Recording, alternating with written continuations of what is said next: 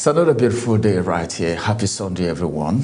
And good morning and welcome to Global Morning. Sundays like this, there's one very unique thing about Global Morning, and that's the fact that it comes with a lot of promises, just the way it is on every work day. My name is Ramsey, and we are set. I'm not alone. That's the reason I said we are set. Myself and my colleague in the studio and you there. And that's the reason I have to use that collective now. We are here. All right. Good morning, Prisla. Indeed, we are here. We are here. We're doing church service here. We are doing praise and worship. We are doing everything just the way you are doing out there. Yeah, it's the first day of the month. Happy New Month, by the way, and Happy New Month to Do you know that? I didn't even, this morning, I was like, wait, I even thought the month ended on Friday. No. So it was this morning I was like, oh, this is the first day of the month of February. Yeah. You think February is going to be as short as January? Well, it is naturally short. But was January short for you? Well, it was actually. Before now, would have January to seem like it's spanning almost 2 months. But this year, I don't know, maybe because of the elections, activities every now and then, you're trying to keep up or match up or, just keep up with the activities. So there's so much activities. There were lots of activities in the month of January around the elections. And I believe that it's going to still be the same with February, because as we approach 2027, a lot will still happen. And of course, it's the season of love. February is that season. It's Valentine's month. So it's the month that lovers look up to or look forward to. So I don't know about you. Yes, I'm actually if you celebrate Valentine. Should I unveil my plans? My Valentine plan? Should I unveil? No, it's too early. Today's first. Yeah. Let me not unveil it. Let me not unveil it. But then, welcome everyone to the very first day of February 2026. How was January for you, everyone? A lot of people, she just said something, but there is something on my mind that I would have loved to say, but I'm not going to say it. You said for you, January was short somehow, right? Yeah, how about you? For me, it was short because at a point I was like, hey, come on, what's happening? Just 15? Just now it's 15? But some persons would say maybe because you have some cash with you. All those people who traveled and spent everything. People that were paid 13th month in December. When there is money in your hand, there's something will be pushing you, buy this one now, buy this one now, travel now. You've not been home for 2 years like that. No matter the transport, just go. So by the time they travel and the money finish, they'll come back and they'll start counting days. So ultimately, you're saying it depends on how much you had. The month is for longer. Some persons. So. The month seems longer depending on how financially buoyant you are in the month of January. So this is to say you need to save for January. As you're saving for that car to buy it in, at the end of the year, as you're saving for the house, also plan to saving for January. I think we're even very lucky now because we have a lot of saving platforms. Yeah. Fintech has made it easy.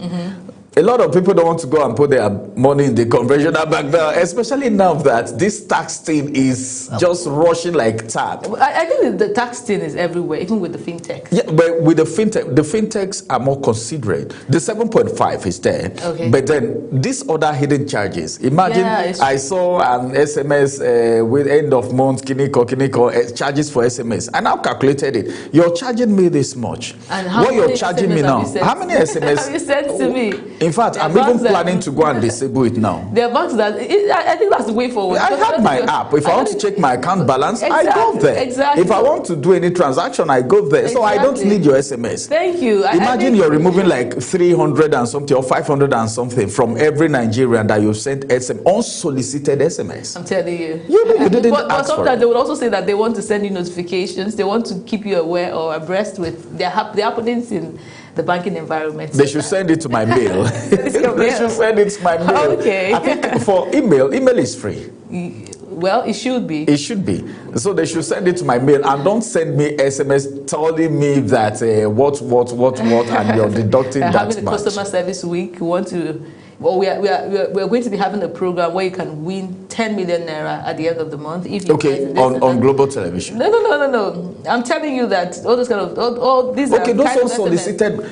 These are the kind of SMS that they would say doesn't really directly, affect or directly affect your account, or it's not a message on your account spending and all of that, but an SMS to keep you informed with the happenings in the what's happening. Okay, in the banking sector. Do this and you get this amount. Exactly. All those things. I don't know. So when you want to calculate it, you don't calculate. Don't you think it's even fraud? Well, I don't think so. As you're sending that SMS, they are deducting them. Of course. They said, okay, get into the pool. You might be. If you're lucky, you'll be picked, and it's 100 naira. Yeah. Imagine 100 naira from 1 million persons, or 2 million, 2.5 persons, because Nigerians are always vulnerable. When it comes to win this. Someone was talking to me a few days ago, Priscilla. It will shock you to know that people that MMM dealt with, they are now looking for MMM kind of Ponzi. MMM. Did you do MMM, by the way? Well, don't go there. Don't go there. There were a lot of other. It was a thing. MMM made people. There are other ones that won't even tell you the names. Destroyed relationships, and like you say, Nigerians will never learn their lessons. Destroyed. Till date, they still want to jump on anything, doubling, bring one, take two. There is no psychology behind it. Like, you have to, it is logical. Money is logical. Money is mathematics.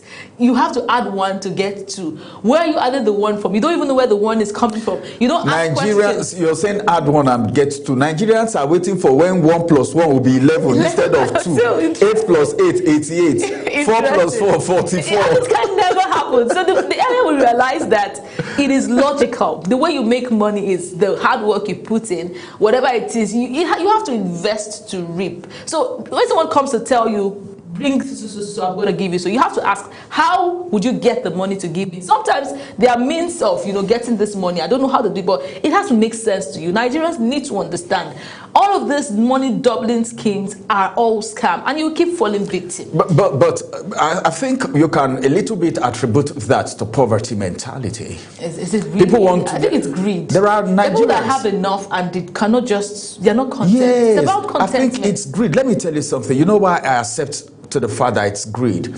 Someone told me a story, just I think last week or so. They told those guys that this is Ponzi. Mm-hmm. It could crash anytime. Yet, they still invested their money. They call it investment. They still put money there. And the way it works, by the time the first 1, 2, 3 works for you, all your earnings, you want to put it inside. That's the conviction. It's just like gambling. People who gamble. And then when they know that your heart has got it, they now look for a way to get you. There was a time I got a message, a WhatsApp message, telling me I don't know what, I can't really remember what it was about, but they said that we are going to give you something. When you watch it, you're going to get money. And I'm like, how? It didn't make sense to me, but out of curiosity... You're going to watch a video? It was not a video. I can't remember the details, but it really didn't make sense. So they would say, either you click a link, fill a form or something, I can't remember. So they sent it, and okay, let me see how this works. I tried it. And then, before you know, they say if you do a particular number, they take you to the next stage. And I did that number, and they took me to the next. At a point, they not put us in a group. I'm like, okay. And in that group, you see people coming out to say, at that point, I said, okay, in this group, you're going to invest money. When you do that, some other people will give you money. And then you find people that they have connived with in that group coming to say, thank you, I have received my money. Thank you, I have received. It now looks convincing to you, something's happening in this group. But these people plan it. They work on your psychology. So as you're seeing people coming out to testify on that group, which these people are part of them. They testify on that group. You want to be convinced to say, this is real, I'm putting your money, right? But somehow I was, because of the fact that I knew that I was on an investigative process, so I didn't allow it get to me. But imagine that I was there, I was lured in to, you know, just like that. And if you're I would want to fall in. Yes, the truth is this. You know, this is Sunday, you know, and Monday is just tomorrow, a few hours from now. January came, like we're on the 31st, all of us were doing like crossover, I want to get into January. Like yesterday. We got into January and a lot of people came out. We're saying this because even these scammers, they strategize. They do their researches. Exactly. So maybe they couldn't get you in January.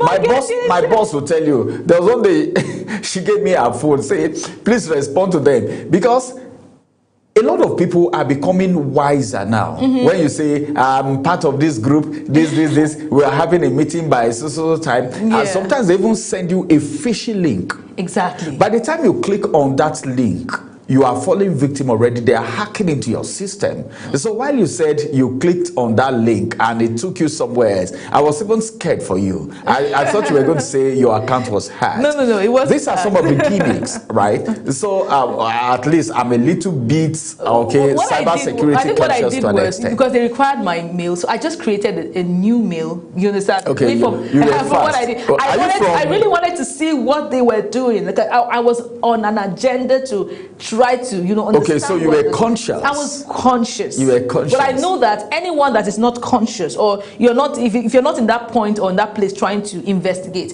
they would get you. Because I mean, it was so smooth. You know, while you talked about, there are some people in that group, all right, that will be saying, oh, I just got mine. Yes. Thank you very much. I just got mine. Those people are connivers. Exactly. They are together. They are together. Let me shock you. There is a website now that you can go to. All right, that if it is fake alert, there is a way they prepare fake alert as if it's original on that site also. And someone, I think there was one video long ago, I don't even know where it is now. Like all these kind of testimonials, they will do it if it's on Facebook, any of the social media platforms. You can just write something, testimonial. Thank you very much, so company. I got my flight was this, or anything you want to put there. Anything you want to and you print it out as if it's somebody that sent it to you, as if it's a conversation between you and the person. And they put it as social proof to convince people. Interesting. You know, and when I saw that video, I was like, my God. Wow. People, so many things. So what are we trying to say? February is here. This is the first day of February.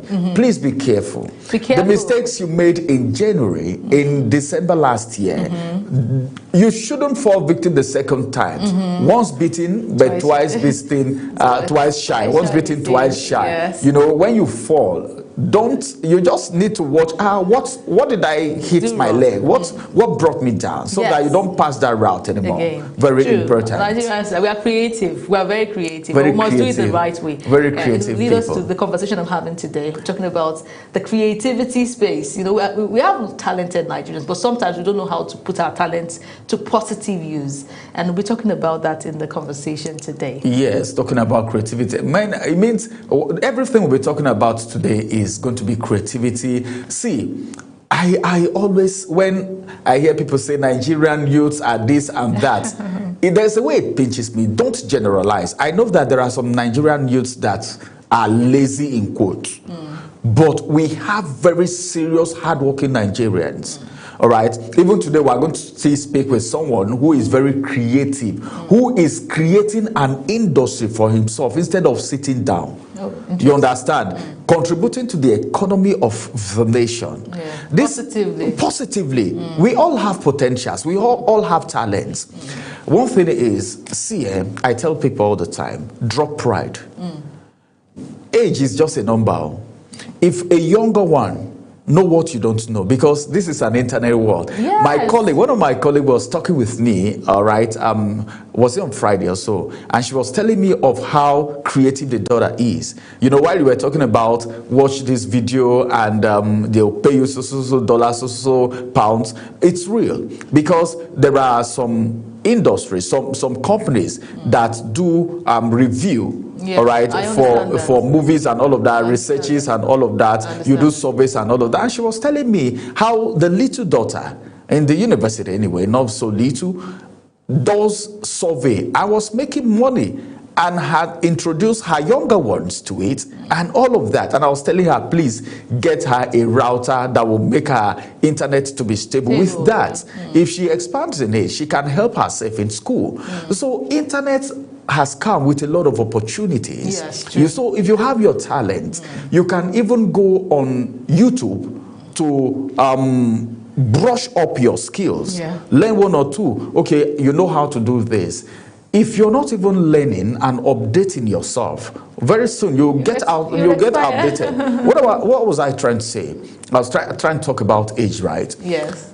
This Gen Zs, there are some things they know as far as digital skill is concerned that the adults don't know. You will not catch so there's nothing bad if your son or your daughter begins to show you some things on the internet and you learn, especially people in civil service. I was saying this to someone recently. You know how elders will want to feel like I am an elder. I'm an elder. I am an elder. What do you know? What do you know?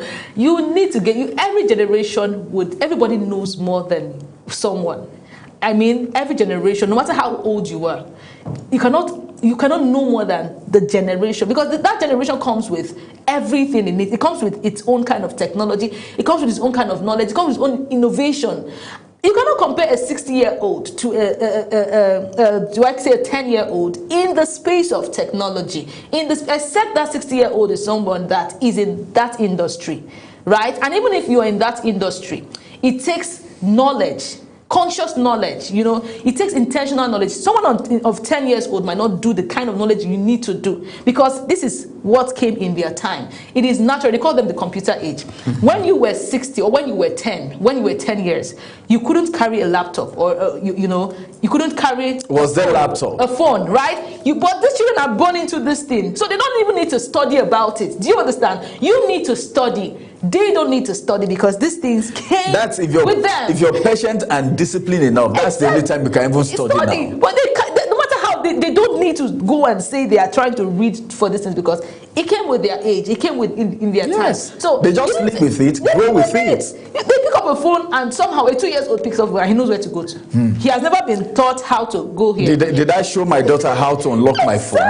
She does it. Exactly. So they don't need to learn some things. Yes, you have experience with life. You have the experience to guide them, but they have a lot to also teach you. And I think learning, like they say, never ends. So it takes someone that is open to be able to evolve, to be able to make impacts, even in the younger generation. You can't just come as an elder and say, I want to correct you. You need to have the knowledge to correct them. You need to have, the technology that they know.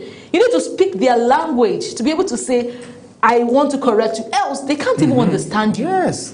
That is how it works. Yes. So creativity is not just limited to the younger ones. No. Yes. You need to be creative to make an impact. You need to be creative to be an elder, to correct, to instill discipline, to instill knowledge, even as parents and children relationship. Father and son, mother and daughter, you should be creative enough to correct your child. Else, you would just waste your time. See, those days, the way children are being corrected is different from the way you correct these Gen Zs. Exactly. Because you may think you're trying to correct them the way your parents corrected you. You are already, what you're doing, in other words, what you're doing is like you're even pushing them to the wall. That is it. Forcing them to do what they are not supposed to do. And you get the counter result. we need to know the dynamics. The dynamics, people are different. Don't say because this is the way this person is training her child, this is the same way I should train my own child. No. These children are dynamic. You need to follow them with wisdom. Do you know that my pastor said something and a lot of people were shocked? Wow, you're kind of person that knows almost everything by the grace of God. He said his children, there are some things that he learned from his children. Even ask them questions. The children sometimes they even show him some things. Of course. See, that is not condescending. No. That is not bad to do at all. All right? Okay, we'll take a quick break. After this break, when we return, we'll look at something. And what are we looking at? I don't want to call it a surprise, but then this is 2026 and so much is happening yet. It is not the election year, but a year before the election, but most things will start happening from this year. Northern youths are up to something. We'll talk about that after this break.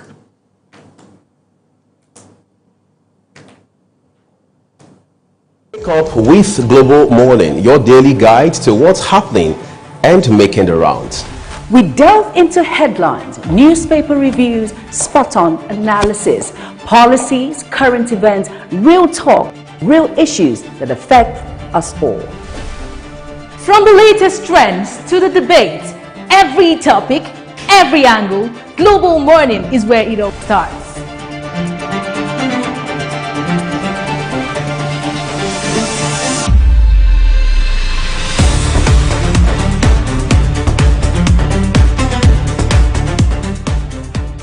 Global Morning, For the latest issues, always on point.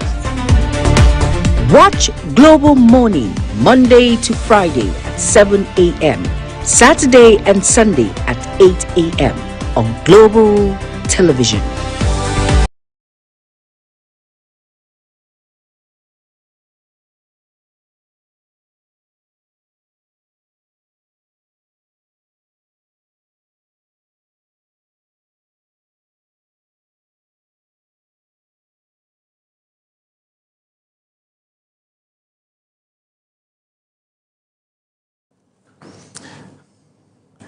The immediate past national chairman of the All Progressive Congress, that is APC, in the presence of Dr. Abdullahi Umar Ganduje, as a matter of fact, dismissed claims that northern Nigeria will not support President Bola Ahmed Tinubu in 2027.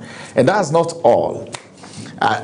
It's not a shocker, but then Dr. Umar Ganduje stated this in Abuja while receiving delegations of northern Nigerian youth leaders drawn from various states in the north while they paid him a courtesy visit. It was a formal visit, all right, to decorate him as a patron of the forum.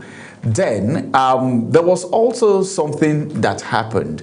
The issue of them saying they are ready to get the form for the president in 2027 so he could return, and also saying that, well, since for a very long time, that's the president. That's the only president that has, all right, supported their cause as northern youths, or maybe northerners, as the case may be.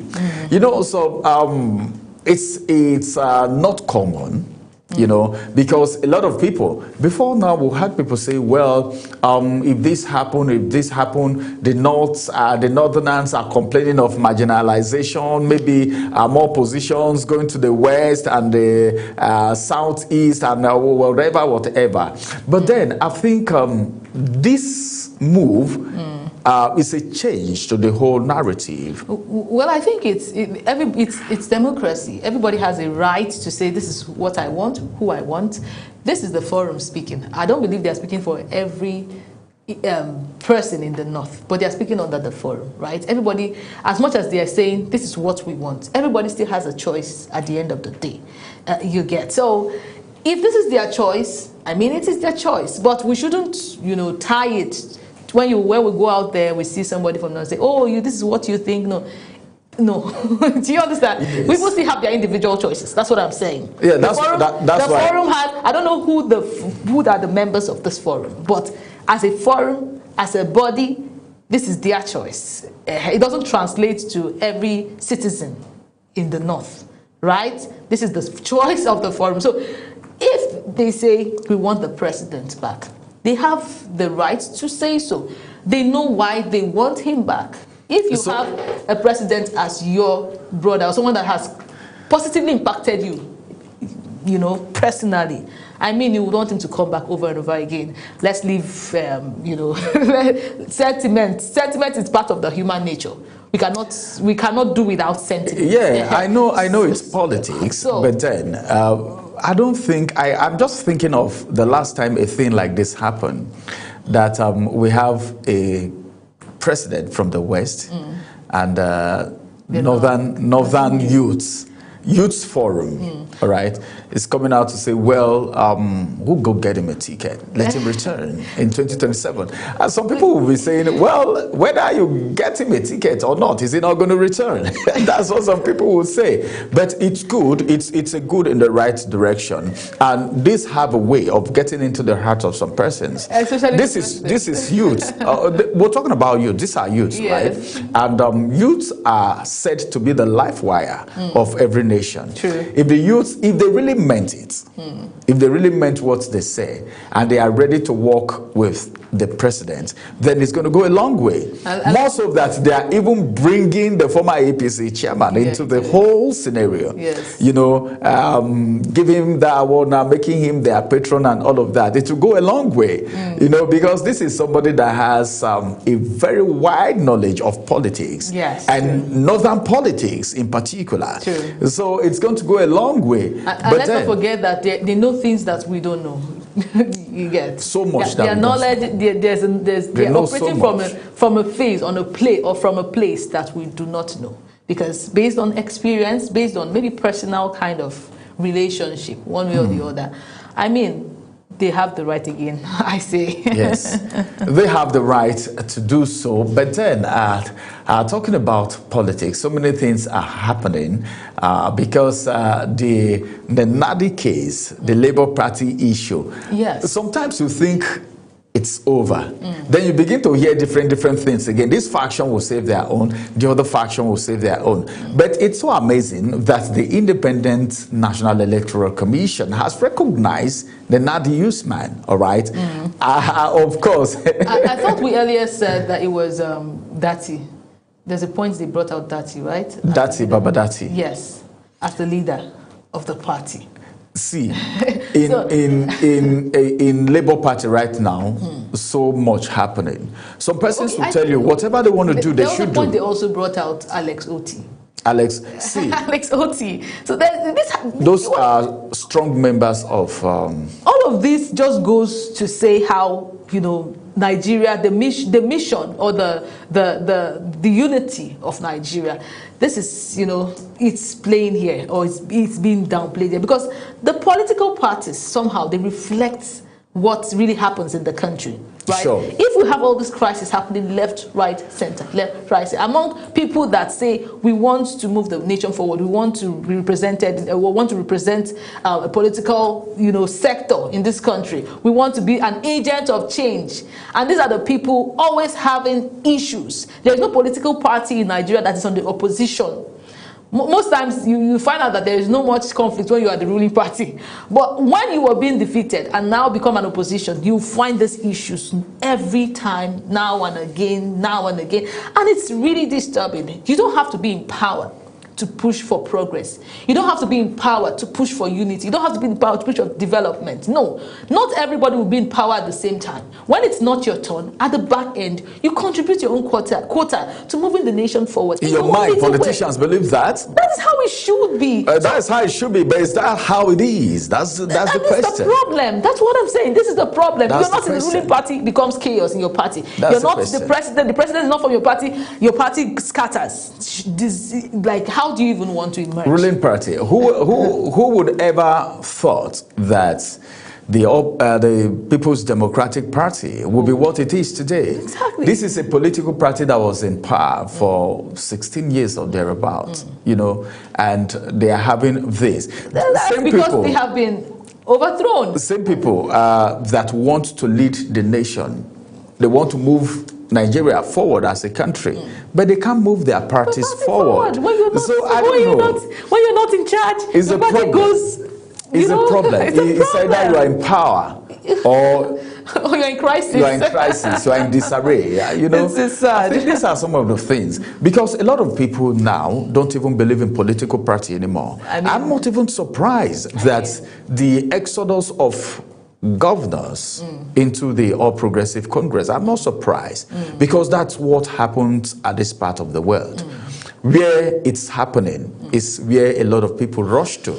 Even if it is business, any business that starts booming, a lot of people tend to shift to that business. You know, the same thing is happening in politics. Everyone wants to belong to the ruling party, probably because they want to return in 2027. The funny one I see now is so much disloyalty to party that you see someone from a party comes out, puts his poster, and then merges with another person from a different party entirely, because that person is from the ruling party. So you see an APC and a Labour Party candidate in a poster, or the Labour Party, the APC candidate is the godfather to the Labour Party. We don't used to have all of this, but right now that is the thing that is ongoing. And I mean, there's so much. It feels really abnormal, because I did not grow up to see this kind of politics. It's embarrassing to the system. It's embarrassing to the system. It is. Well, we need to go for the paper review so that our viewers will be, you know, in tune, will be updated with what is happening in the nation. So let's go for a quick break right now, where we will return with the newspaper review. Please don't go anywhere.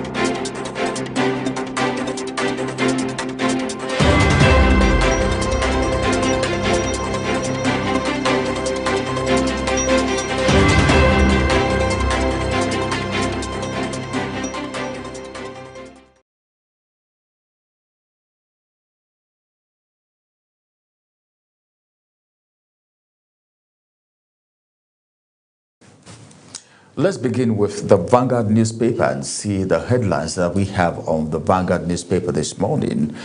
On the Vanguard newspaper, we have a couple of headlines. The Weekend Vanguard. Let me get started from above the nameplate. Above the nameplate right here, we have this headline: Onitsha market closure. Over 200 billion lost. Okay, 200 billion naira lost. That is Soludo Traders Rich deal.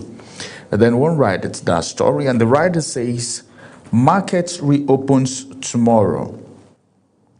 Boko Haram suffers setback. Troops kill commander. Scores of fighters in Northeast. Shetima asks Bauchi Adamawa governors to join APC as Taraba's Kefas defects. Frost Holdco PLC gross earnings to 3.4 trillion naira. And this one says PDP BOT, 30 state chairmen close ranks around Turaki, dismiss Ibadan court ruling. And of course, the big story here is about Kano State. I can see some kind of cartoon there on the front page where it's saying Kano. Then you see this is total betrayal. Then the writer says Governor Abba Yusuf won't get away with it. Commissioner who led others to quit, cabinet in protest vows. All right, this one, Kwankwaso is saying this: I still feel like it was all a dream. That is Kwankwaso talking right there, speaks on shocking defection of son-in-law to APC. The second one says, this one is Abba Yusuf's aide that is saying this: as governor, Kwankwaso also defected from PDP. All right, this is more like a payback, right? It's a circle. It keeps going round it's a cycle. and round. That's politicians for you. The Enemy Within by Femi Fani Kayode. Rage claims counterclaims trial Makoko over Oshoki demolitions.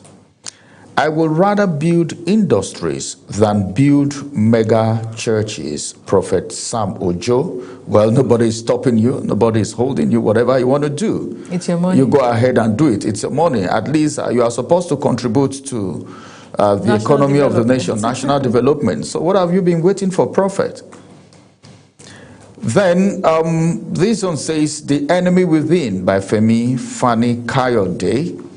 Those are the headlines from the Sunday Vanguard this morning. Over to you for the next paper, which is This Day newspaper. Okay, so on the This Day newspaper, we have Oyelede employers. Individuals must file tax return by January 31st, March 31st, respectively.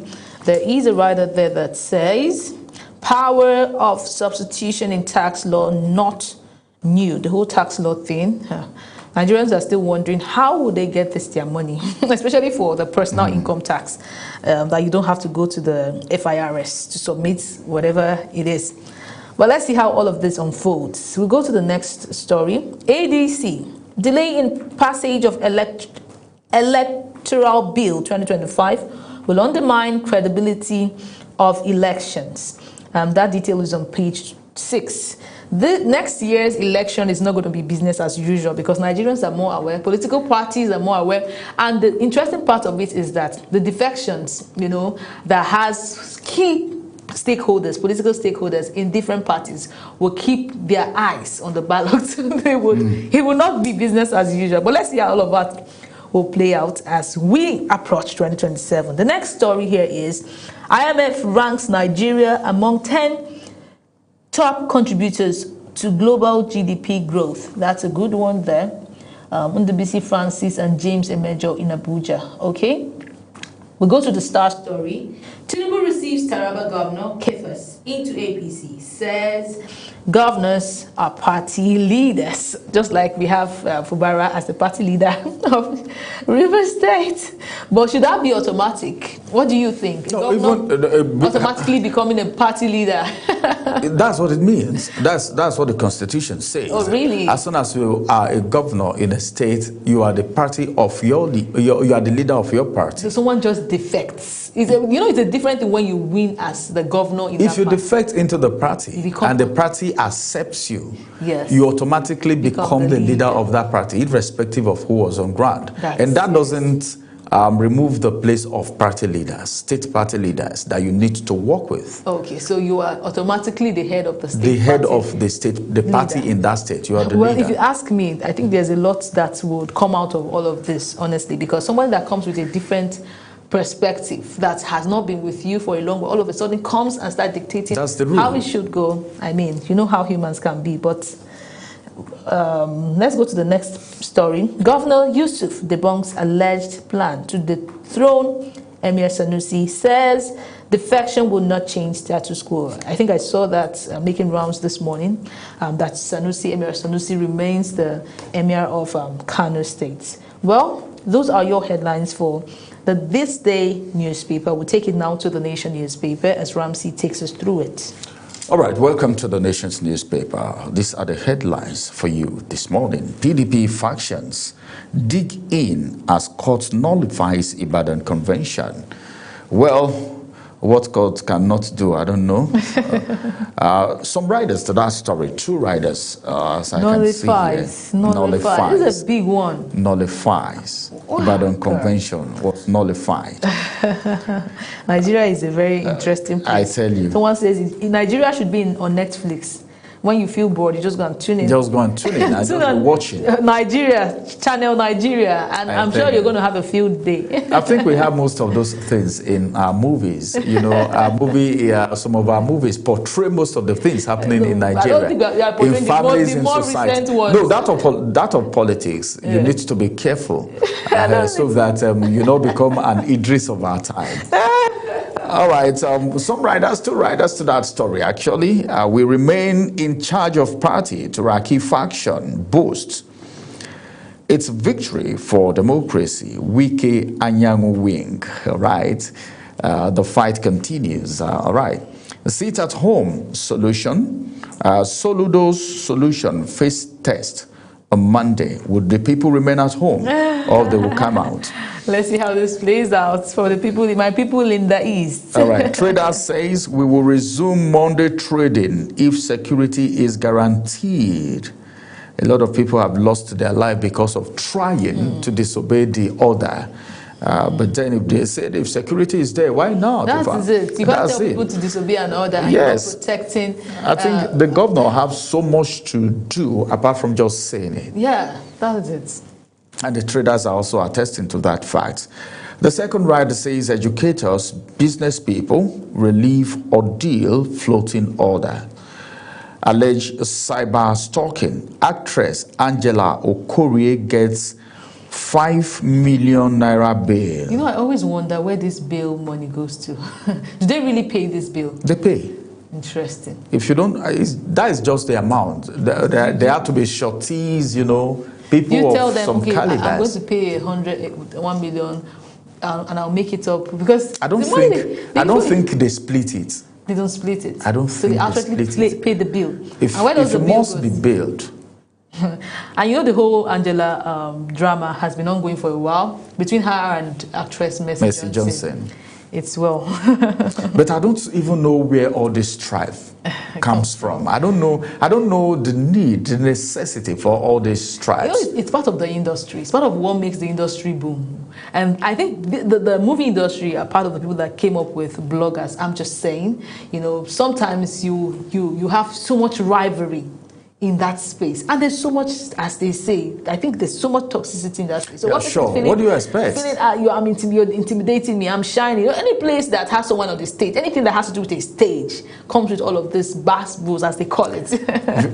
Getting a role, you need to get a role. Then apart from that, you need to. I'm more beautiful than you are. I should be in this role. Exactly. Director, how would you put Mercy Johnson here where I'm supposed to be? Or Mercy Johnson, why should you put this person? You hear Lillian Bash. Why do you do this? Or you hear Asari Dokubo, every one of them. Let me just be calling their names. But peace is the way forward. But peace is the way forward. Yeah, I hope they resolve this. It's all about the growth of the economy. Exactly. I think the movie industry is contributing so much. You know, the entertainment industry. A lot, yes, so much. So I think let's drop strife and try see how we can work together and become better than Hollywood. Yes. You know, that should be the vision. We have what it takes. All right. More headlines coming to you from the Nation's newspaper this morning. The economies, Nigeria's economy moving from the brink. That's the good news right there. Then the big story now for you. Despite over 1.7 trillion naira FAC funds, delayed January salary nationwide. I don't know. House State Commissioners of Finance rejected amount for sharing. What does that mean? Well, if you want more details, just get into the Nation's newspaper for today and you get a full-fledged story from there. Over to Priscilla as she brings us the next paper, which is the Nigerian Tribune. Okay, so we're on the Sunday Tribune now, and we're starting with the first story above the nameplate.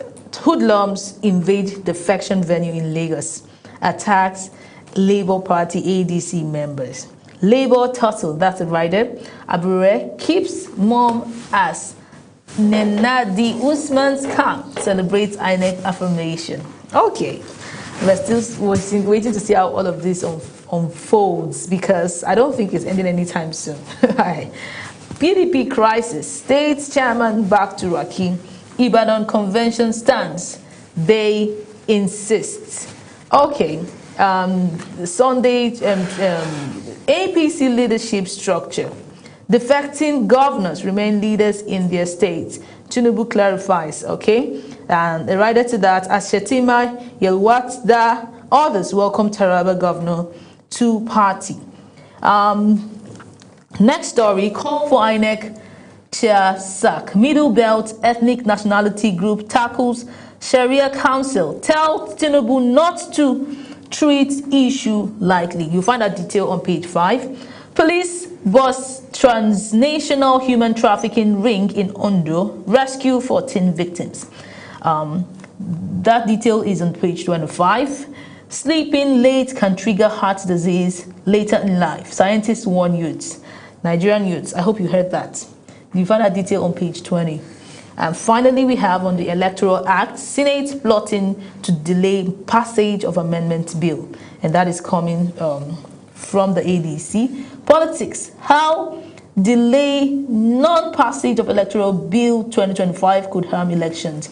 2027 election. Those are your headlines for the Sunday Tribune. Read up details to get yourself more in tune. We'll go to the Sunday Punch next. All right, on the Sunday Punch newspaper this morning, let's look at the headline above the plate. It's still all about the Makoko demolition victims as they share tales of death and sorrow. Some persons said, I lost my only child 4 days after birth. There's a woman crying out there. This one says, tear gas choked my 65-year-old mom to death. That is a son crying out right there. That's so pathetic. Funke Akindele Kunle Afolayan face off over film promotion. You know, we just talked about the movie industry a few minutes ago.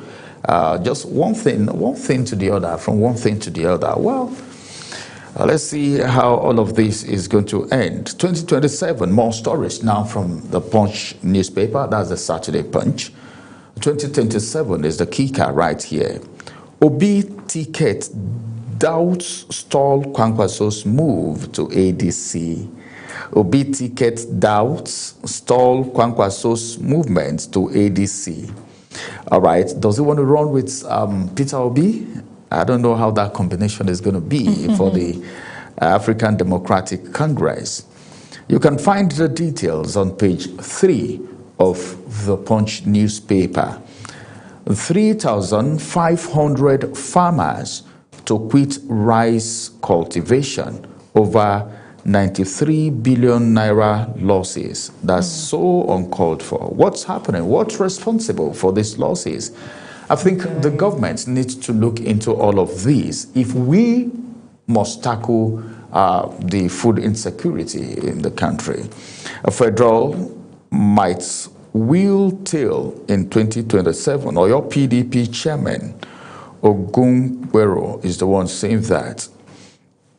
This one says how Nigeria fall victim to transactional remote job scam. That's part of the things we were discussing earlier today. Yeah, earlier today. You know, a lot of scam. What's responsible? Remote job. And the whole thing about remote jobs now, people say, it's booming, you're going to be paid in dollars and all of that. So Nigerians are tired of earning in naira. They want to earn in. Because the naira has little or no value right now compared to the dollars. Hunting.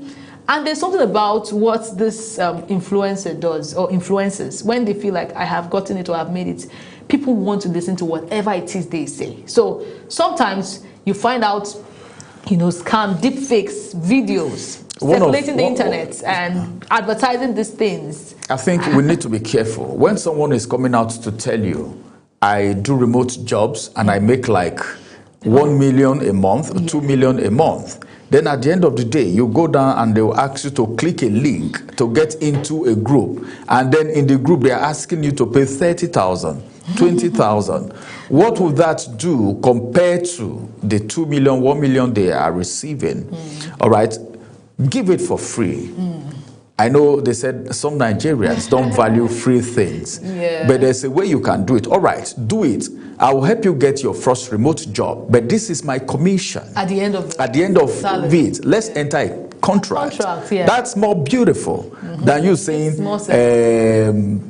30,000, 50,000, so that I'll show you the blueprint. Please go with your green and red print. We need to be wise in this digital age. We need to be wise. All right. How Nigerians fall victim to transactional remote job scam. This one says tension as traders Soludo Tango on Monday. Monday is just a few hours from now. Why my father hid 300 Christians from killer headsmen. Son of late heroic man is the one saying that. The man is late now. Then the big story says fraud and conspiracy. Ex-governor Silva may be arraigned in absentia. EFCC waits trial months after declaring Silva wanted. Then the second one says Interpol intensify hunt for ex-minister. Those are the headlines for you from the Sunday Punch as we move to the next point of call, which is... Okay, let's take the first daily and then you take the first daily, all right. Okay, so court grants... maybe we'll do the Punch. Let's do the Punch. Right. Punch Sports Extra. You're the sportsman. So... let's quickly look at the Punch Sports. Yeah. Well, a lot of stories, beautiful stories that you can see right there. I know Priscilla will have little or nothing to contribute here because the only thing she does is, how do they call it? Is it a sit-up or how do they call it? The one you do in your room. That's the sport she does. All right, let's bring you some headlines from Punch Sport Extra. This one says, Cellini hails Osimhen quality. What would you have done? Somebody who is banging goals left, front, right, back, and center. What would you do? The man of the season. And yes, the kind of strength and energy and enthusiasm that he brings into the game is another thing. Osimhen is so serious in the field. Yes. You know, and that's the reason he almost had an altercation with Lookman during the African Cup of Nations. So Cellini is hailing Osimhen's quality right now. This one says Atletico agree a 40 million euro deal for Ademola Lookman. Some persons will say, well, it's all about money and Atletico is not a bad club. But then, are you done with where you are? These are the questions. And some persons are saying, well, if you want to move. Some persons will prefer moving to places like England. But then, wherever you are and it's working for you, it's all about the akpalakpala, the money. If you're getting the money, why not? All right. Leeds lost 4-0 to Arsenal. Gunners return now to the winning ways. The last time, the rest is history. It's bygone. Before the Arsenal fans will say, hey, Ramsey, why were you tackling us like this? I belong to the winning team. So anytime you win, I give you the support. Chelsea 3, West Ham United 2. Enzo late winner seals Blues comeback, and you can see the celebration right there for Chelsea. The sky is always blue for these guys at this moment, but then you need to keep the momentum, right? Murphy wants a fresh start at Porto. All right, that is Terra Murphy right there. Then this one says, as a matter of fact, Arsenal board issues Arteta title ultimatum. That should have been there. Liverpool eyes Dumfries. This one, Gunners offer Jesus Martinelli in Alvarez deal. All right, let's see if that is going to work out. Eagles start set for winter rush move. You see, this one says Affinity confident ahead crucial CFCL clash. That's Finidi George right there. The man who said, I'm not doing again sometimes back with the Eagles. I hope Joshua heals completely. That is Wilder talking right there, one of his rivals. But then, whoever you are, with what happened to Anthony Joshua, you should feel for him, whether you're rivals or not. I'm telling you. With what happened to him. But I'm so glad, on diplomatic perspective, yesterday, we saw how, the day before yesterday, we saw how he was speaking and appreciating everyone. I think I was excited to see him in that mood. I think he's coming out of it gradually. It goes a long way to say life is transient like this. I tell you the truth, don't have to. Just like a joke. All right, and that's why I tell people, whatever you do, just be conscious of one day it's all going to be over. It's going to be It's over. not all about money. You may There's have no all need the to be billions. proud. There's no need to feel like a better person than any other person. Just be honestly, humble. Do what you have Just to be do. humble. Make That's impact. it. The Just most be important humble. thing is making impact. Just be, not in the negative world. impact. Yes, that's it. Positive impact. Yes. All right. That's it. But then the fixtures for the weekend, we have Man United versus Fulham, Forest versus Palace, then Villa versus Brentford, Spurs versus Manchester City. We have La Liga, where we have Madrid versus Rayo. We'll have Getafe versus Celta. Bilbao versus Sociedad. Then from the Italian Serie A all the way to Italy, Torino versus Lecce, Como versus Atalanta, Cremonese versus Inter, Parma versus Juventus. Then we'll go to Germany now, where we'll bring you fixture for the German Bundesliga. Stuttgart will take on Freiburg, and Dortmund will host Heidenheim. And of course, let's go to Spain, where we'll have okay, we just left Spain now. Let's go to Ligue 1. That is the French Ligue 1 in France, where we'll have Lyon taking on Lille. Then Nice will be hosting Brest. Then PSG will be traveling to Salzburg. Then, of course, Toulouse will be host to Auxerre. Then Metz will be traveling to Angers. These are the fixtures for the weekend. And, of course, this is going to be the size of The paper review. Paper review. And of course, we'd like to let you know that Global Television does not have editorial contribution to all of these headlines. It is the property and the idea of the various newspaper houses. Right, as it is now, we'll take a quick break. After this break, we'll return with our guest for the first conversation as we look at creativity. Well, so many things. There are so many areas we need to tap to contribute to the economy of the nation. Some places are being neglected, even though there are supposed to be provisions for it. But then all of this is to encourage you so that you can think of how you can be creative on the daily. After this break, we'll get on the conversation. Stay with us.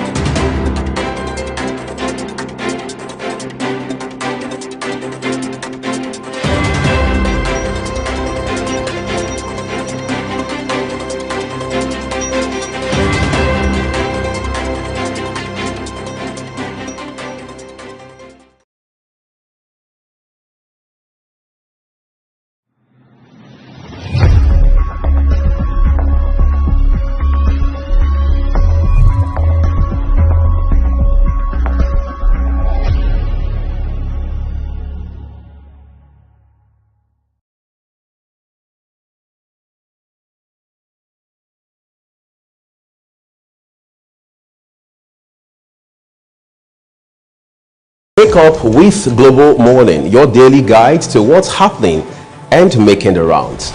We delve into headlines, newspaper reviews, spot-on analysis, policies, current events, real talk, real issues that affect us all. From the latest trends to the debate, every topic, every angle, Global Morning is where it all starts.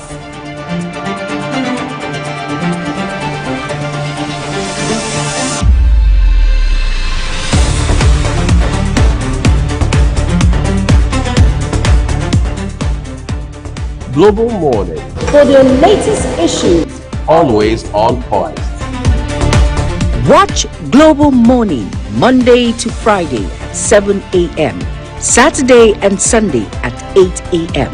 on Global Television.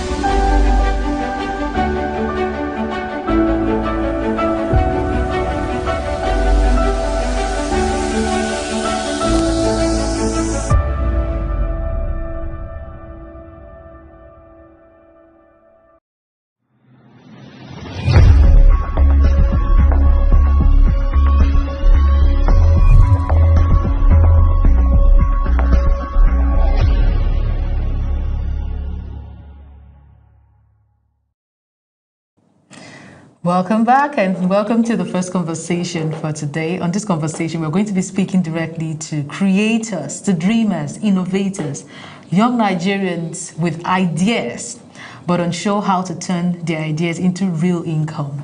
Our topic today is the creative currency, turning ideas into digital or ideas into income in the digital age. Now, in today's world, creativity is no longer just an expression. It's currency.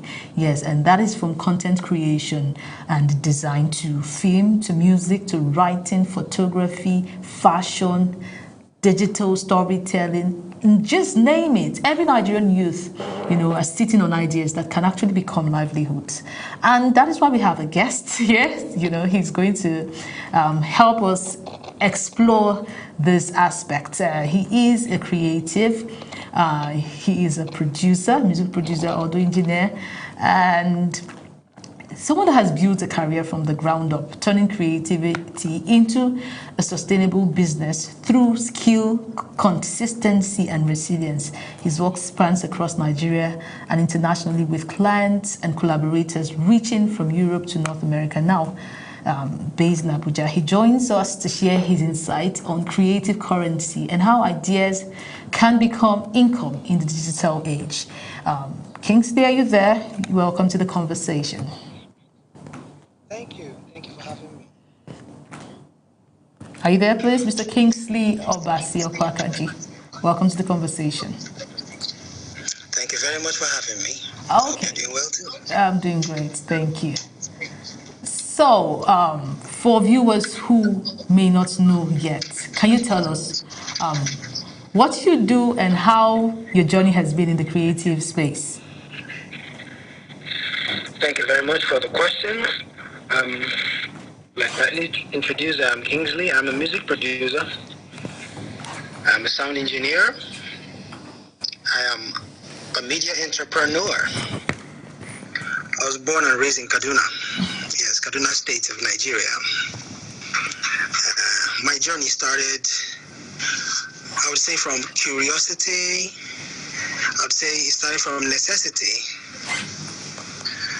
I was always drawn to sound. Yes, I couldn't explain why, but I was drawn to sound. I was drawn to media. And more than that, I wanted to build something meaningful with my hands. Over time, curiosity became skill, and I would say skill became business. Yeah. So that's basically what I would say about my journey and the starts. Okay, so was creativity always the plan, or did you just find yourself in this direction? How did it happen? Life definitely pushed me. Yeah. I grew up in an environment where talent wasn't considered a career path, if you get. And I believe that many Nigerians can relate to this. Let me explain. The expectation from parents was simple. It was just go to school, get a job, but I discovered early, I'm so thankful that, I had to follow this, that creativity was something I could grow. Maybe even without so much support. I leaned into this because it was one thing I knew I could develop through discipline and through resilience. Yeah. Okay, so when we say creative currency, what does this mean to you in practical terms? Yeah, I like that word. When we say creative currency, it makes a lot of sense to me. What it is when your ideas become useful. Yes, useful to other people. It's not just an expression. No, it's not just being an artist to express yourself. It's value. It's when your creativity, consistently solves problems for people. When it improves the quality of people's lives, or it saves time, it becomes something people are willing to pay for. Again, so creative currency definitely is something that is very real. Okay, so how has the digital age turned creativity into income opportunities? We have a lot of people, right, complain of being, Nigerian youths especially, complain of the fact that there is not so much, the economy is not, doing them so well, there's no job and all of that. How do you see the digital age bringing opportunities for income generation? Absolutely. So when we talk about creative is not just about creating a dance step, creating this, but that thing that is missing, which is the job that all young people are crying about. There's no job. Your creativity now is here to solve the problem of creating a job, and that's exactly what it should be doing. This digital age removed location barriers. Back then, I had clients traveling from Abuja. I told you, I started in Kaduna, all right? Yes, I started from my parents' house, from the backyard, in there, But clients were coming in from Abuja. They were coming from Zaria, and they were sending in work from other states to work with me. That was a lot of cost on their end. They had to take a lot of time to travel, and plan and all of that. To look for quality, all right? Distance was not a problem for them. But today, they don't even have to travel. They can send things. Then physical CDs, or tapes, DV tapes and all, were the mediums of, transfer when you finish producing your media. But now you don't need all of that. So the digital age has brought in a lot of opportunities, and people don't have any excuse. I know it is competitive, but then there is no excuse, all right? So today, the quality can travel faster than geography. That alone is a lot of opportunity. How about other opportunities? What are the opportunities that are there in the, with this digital age? I want us to, outrightly spell it out for Nigerian youth watching this and wanting to jump on any of them. Well, like I started saying, remote work. Yes, remote work is very, very flexible. Even employers are a little bit wary of having people coming into their space, and all, because managing people and creating that space that has people coming physically is a task on its own. So employers are looking to employ people to work remotely who can be trusted. So remote work, digital distribution. Can work remotely? Because I also feel like lots of employers are not comfortable with employing Nigerians remotely because of the fact that sometimes they fear the fact that they might be too relaxed from their end doing the job, and they wouldn't put in so much energy or the energy needed to, really take that work where it needs to be. Well, absolutely. Everything comes with its own pros and cons, all right? Everything that has an advantage has a disadvantage. So it's for you to weigh the advantages and the disadvantages in your own situation. Again, this doesn't work for everybody. Personally, I'm at the place now where I get to outsource. I get to employ other producers because I'm having, in my firm, more demand than we can actually execute right now, which I think is a blessing, right? Yes. So the option now, there's no option but to have extra hands, and I've been doing remote work with people, and it's been paying off. Yes, definitely a lot of employers are wary, they are scared, they're skeptical and all, but then by the time you try it, you learn in the process and you know how to be able to do this smoothly. So it all starts from giving it a try. When we talk about remote jobs, you need to have a skill to be able to do a remote job. So when we talk about the skills and even platforms that are available out there for, in the digital age, that would, help you enhance the creative currency in Nigeria. Mm-hmm. So what are those platforms? What are those necessary skills that Nigerian youths need to have? Oh, quite a lot. And the skills, the opportunities are growing every day, all right? Digital distribution, for example, distribution of media, music, books and all, it's not everybody that knows how to do them. We have authors who do not know how to put their work out there, how to spread their work. If you learn how to distribute media professionally and accurately, people will pay you to distribute work, and they don't need to see you.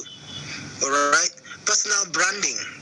Yes, a lot of people have good work they do, but the branding, making them look professional is another thing. If you can do that excellently, people will be happy to pay you.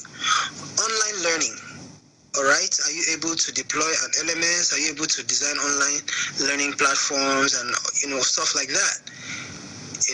So there's quite a lot. Then we have global collaboration. Even as a musician, you don't have to be in the same physical space with another musician or any other kind of creative to collaborate with them. Globally, you can do work together and deploy without even having to meet each other. So the list goes on and on and on. 10 years ago, you needed a physical hub. You needed a physical institution for students to come and learn, to come and work and all. Today, skill and visibility can create opportunity from anywhere. So then, I can tell you that would you say creativity is now one of the strongest currency young Nigerians have, or is there still one of those traditional methods that outweighs any of this? Well, I don't think anything has changed. Creativity has always been the strongest currency. It's just the medium of expression right now. All right, so everything is becoming more decentralized. The powers that held things then are no longer in control. For example, back then, when you wanted to distribute your work, you had to probably visit a physical location. Let me just be very, very, precise. Let's talk about music, for example. You finish recording your song and then you print it on CD or even cassette. Then you take it to Lagos. Are you getting it? You find a distributor there who's going to print, thousands and thousands of them and then spread all over the country and all. You didn't have the big machines to do all of that. You didn't have the capital to print, thousands of CDs or cassettes. But now, in your bedroom, from the comfort of your bed, you are able to spread your song globally.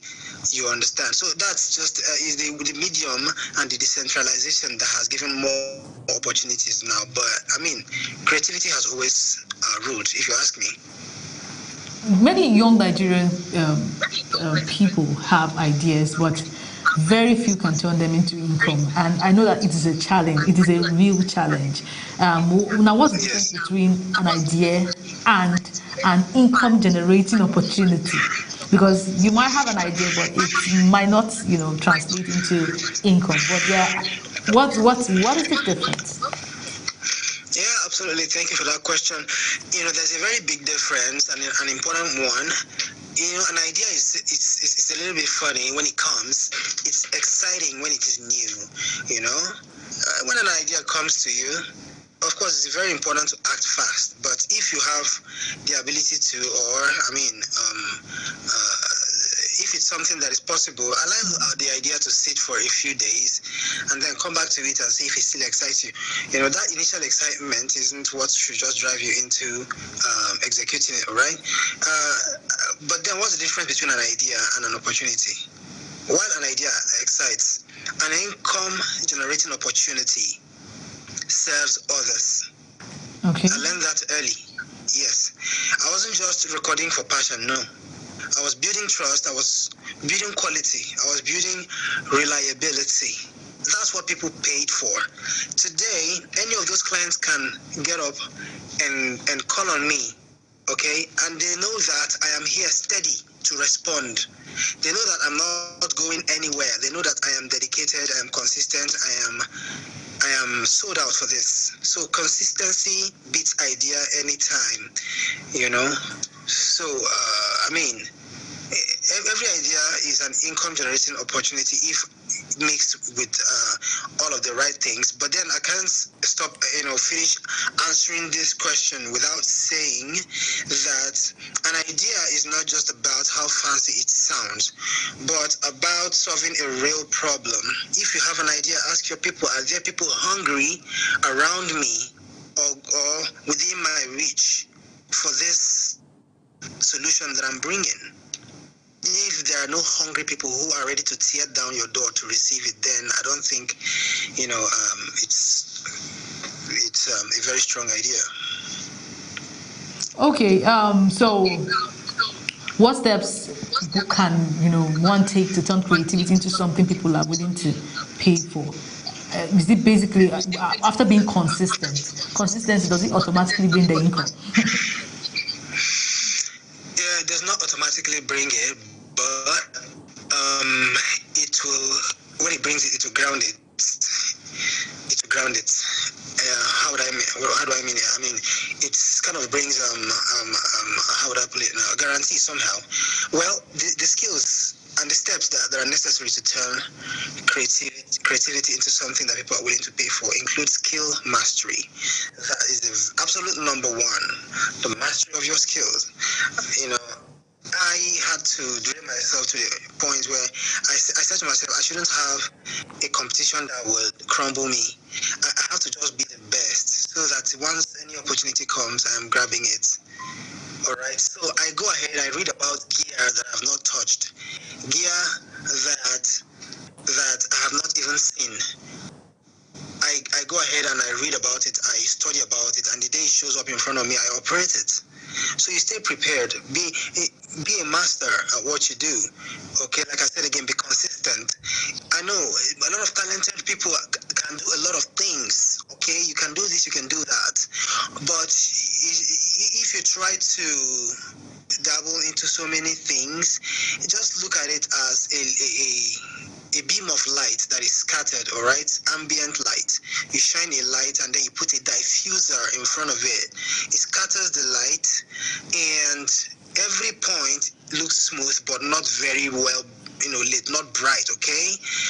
But if you condense the same beam of light, the same intensity of light into a very, very tiny beam, that becomes a laser that can cut through steel. You see the difference? So focus is very important for young people. The ability to be able to get yourself focused very early is really difficult, but if you can do it and stay focused, that makes you really sharp and strong, okay? Be professional as well. Professionalism is another step to turning your creativity into something people are willing to pay for. So don't just do things haphazardly. Find the industry standard way it is done. If you're collecting your payment, have an invoice, have a receipt, and do things in a professional manner, okay? And when you're delivering your work, do it in a professional way whereby people can give you their reviews in a professional manner, and have your professional communication, have your templates, for working. Okay, I would like us to expand a bit on professionalism. Some people feel like professionalism is for those that, are up there. Where does it start from? And how does it start? I want us to really expand on professionalism. Professionalism is basically, it doesn't have to do with size. It has nothing to do with reach. It just has to do with following a standard, Yeah. If you are paid for something, you are assumed to be a professional at it, and you know that people are going to be very, very brutal with you, about whatever they pay you for. So for professionalism, I think there are different pillars. The first is competence and reliability. Don't be changing. Today we ask you about your service, you say this, and tomorrow we ask you the same question and you say that. You should be reliable, okay? You should be competent, you should be accountable. All right. Yes, accountable. If you are to deliver a job, be able to spell out the deliverables. This is what I'm going to give you. This is that. Define everything clearly. Don't be vague. All right. Also be punctual. Punctuality is, respecting other people's time. If you have a session with somebody, if you're a therapist, if you're a recording engineer, whatever it is you are, and you're supposed to start a session by 11, when it is 11, you should start. Okay. Emotional intelligence as well. The way you communicate to people. Clients can be very annoying sometimes. I know they pay you money, but then they want to act as if they are ruling your life. But you don't have to get annoyed when you see, such happening. Okay? Yes, keep personal drama out of your work. Yes, and still respect other people's privacy. Keep boundaries. All right. Yes, and then also be able to resolve conflict in a very professional manner. Conflicts will come between you and your client. How you handle those conflicts, go a long way to show how professional you are. Okay? Yes, integrity, ethics. It requires that you be honest, be transparent about deadlines, about your capabilities. Don't promise what you cannot do. Anything you promise you can do, be sure that you can do it and even do a little bit better. That is integrity. Confidentiality as well. When people entrust you with their data, you keep it very, very confidential. And that trust is part of professionalism. Okay? Professionalism, communication is also part of it, I'll say. Yes, a professional person does not start a project and then down the line quarrels and fights and assumptions, and misunderstanding begins. No, as a professional, you block out every chance of ambiguity, of misunderstanding. You have to be an active listener. When people are talking, listen very clearly. Take note of everything they are saying, and then ask and confirm if you got them. Only when they confirm do you commit into action. All right. So I could just go on and on, but I believe that with what I've said today, or right now, you have a glimpse into what it means to be professional. As a young person, it's not just being talented. I mean, you have to be professional. Okay, let's talk about creatives in the workspace. Now, a lot of people feel like they're actually creative and talented. We have lots of talented Nigerians. When they find themselves in a place where they are employed, sometimes they want to shrink because they feel like I don't need to do much as long as I'm guaranteed my pay at the end of the month. I just restrict myself and all of that. What's the disadvantage of all of that? And how do you even harness creativity or get income for your creativity, even in the workspace? Because I believe that there's something called side hustle, and there's a way of even spotlighting yourself in that environment where you have been employed. Okay, so if I get you clearly, so what exactly is your question in this context? So I'm basically saying Nigerians are fond of, Nigerian youth actually, some of them, let me not generalize, but some of our youths are fond of, under delivering in their place of employment. Okay. They may be talented, but they under deliver basically because there's some kind of security, or somehow you don't want to push so much, you don't want to stress yourself so much. I don't know whether to call it laziness or what. I really don't know what to call it, but what is the disadvantage of all of that, and how can we all do better? Well, if anybody, whether Nigerian or not, is known to consistently under-deliver, it points to one thing. It's a lack of vision. It's a lack of vision. Anybody who has a real insight, a real desire to grow something meaningful, something transgenerational, will always over-deliver. So all I can say to you as a young person, if you've been going into business or whatever it is you're doing and you've not been satisfying people, and probably they've been giving you complaints back to back and all, check your vision. Check if that's where you actually ought to be. Check that you're not following the crowd. Check that you're not being influenced by somebody else. Be exactly where you need to be. And I think that's let's talk about. Thank you for that. Let's talk about the habit of copying. There is nobody starts a thing from scratch. Even in creativity, I believe that somehow you lift ideas and transform them into new ones. But copying others, how can creative stand out without outrightly copying others? And how important is originality and personal branding and creativity? Well, just like you said, nothing is new under the sun. Somehow you just have to copy someone somehow. In fact, even if you don't copy intentionally, everything that you're able to do is a combination of all the things you have drunk, all the things you have absorbed, whether consciously or unconsciously or subconsciously. All the arts you have enjoyed, they combine inside of you, and they are modulated by your own personality to now create that which is original. So original does not mean that you're doing something but when you're doing something, don't try to think that that thing will not succeed if you do not do it exactly as someone else did. Feel free to do it your own way, and be careful not to judge yourself too much. I find a lot of creative people being like this. When they put out a sound, that sound, or for example, is somewhat familiar to them. It's too familiar because they've heard it over and over. It's their own sound. I mean, that's the original sound, and they get kind of tired and bored by it. But I'm sorry, that is the real original part of you. That is your vibe. You put it out. So mix everything with your own originality and don't judge it. Be confident about it. I mean, that brings in your uniqueness if we're talking about art.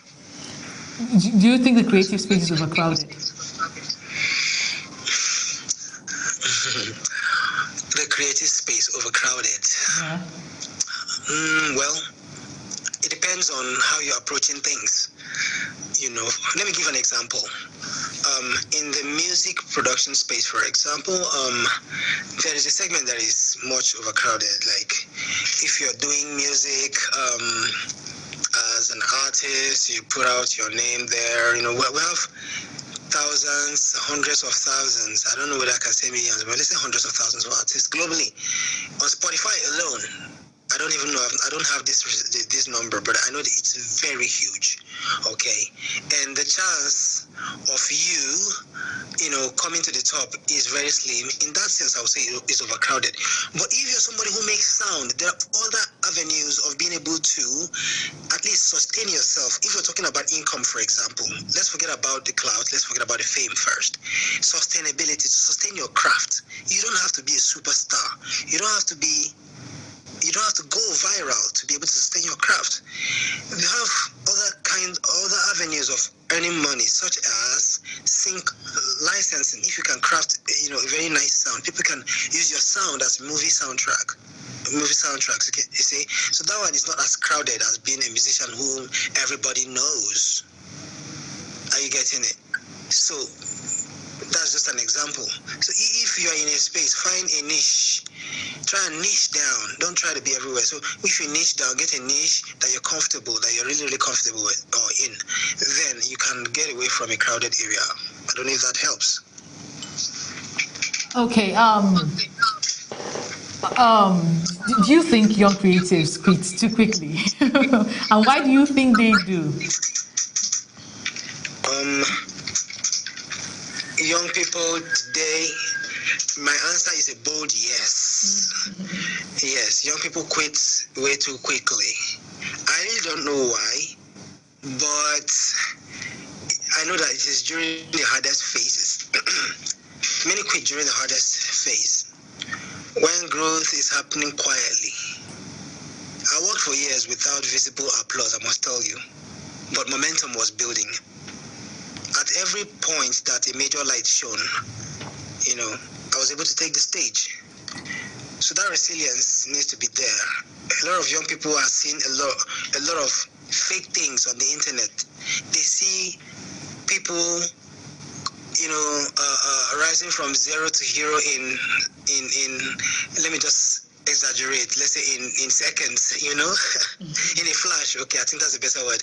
And they feel like that's the standard, that's where it ought to be, that's how it ought to be. And if their life is not moving in that fashion, then they think they are too slow, and that is why they quit too early, I believe. So what would you say to those people? How do you encourage them? The same thing that they've heard. Be consistent. Be clear. Clarity is what will help you to be consistent. I think, and that's where the problem. So whatever you do as a young person, chase clarity. Talk to as many people as you can talk, and get confused. You stop and talk again, and think and talk again, and reflect until clarity comes. And not just talk and think.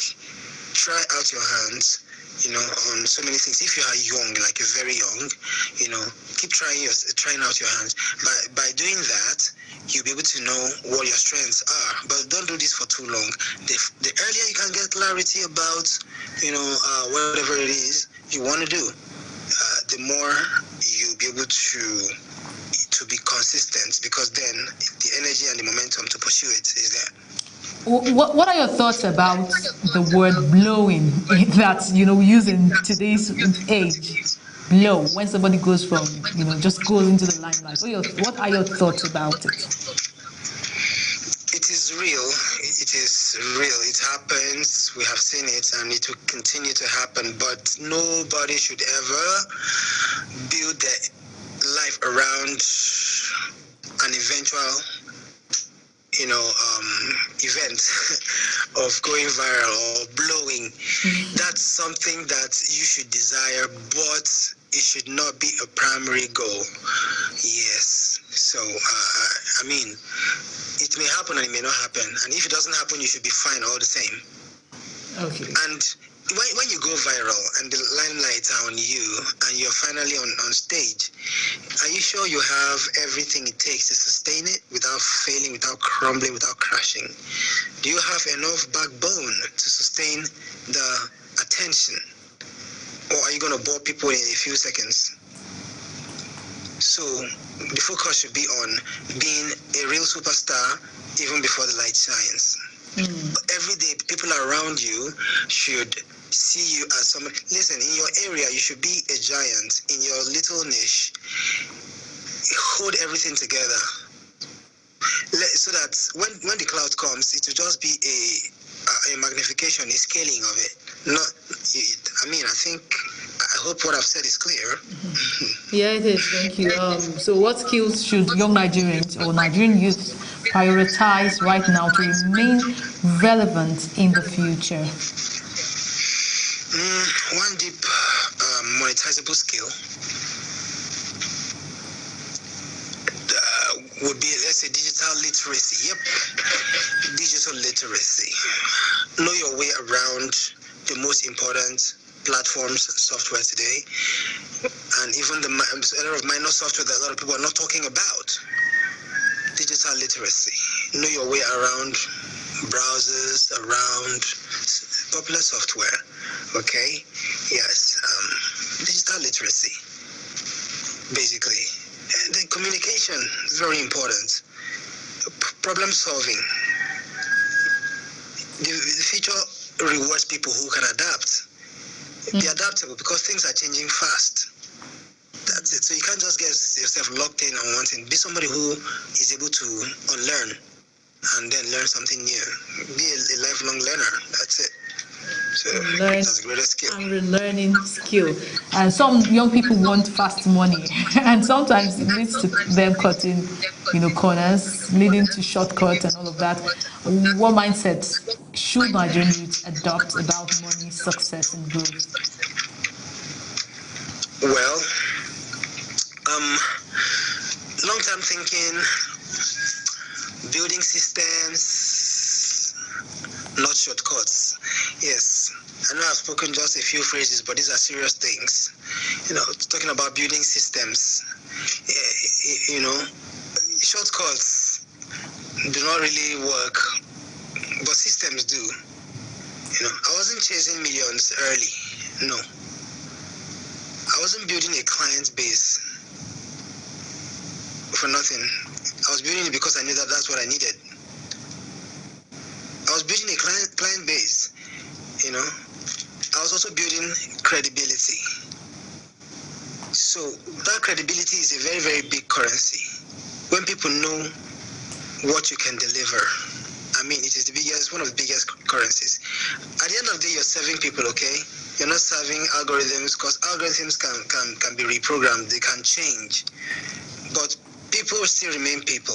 If you are a credible person, people will always come to you. People will give you keys and they will unlock and they will give you access. That access that you need, it's with people. So credibility is what will make them give it to you. So that's the mindset that young people should have. Think long term. Don't think short term. Don't think I need to be comfortable now. I need to solve the current problem. No. The problems that are yet to come, think about them and start solving them now. Seek the wisdom of an old person. If you're young, you know, seek wisdom and build systems, like I said.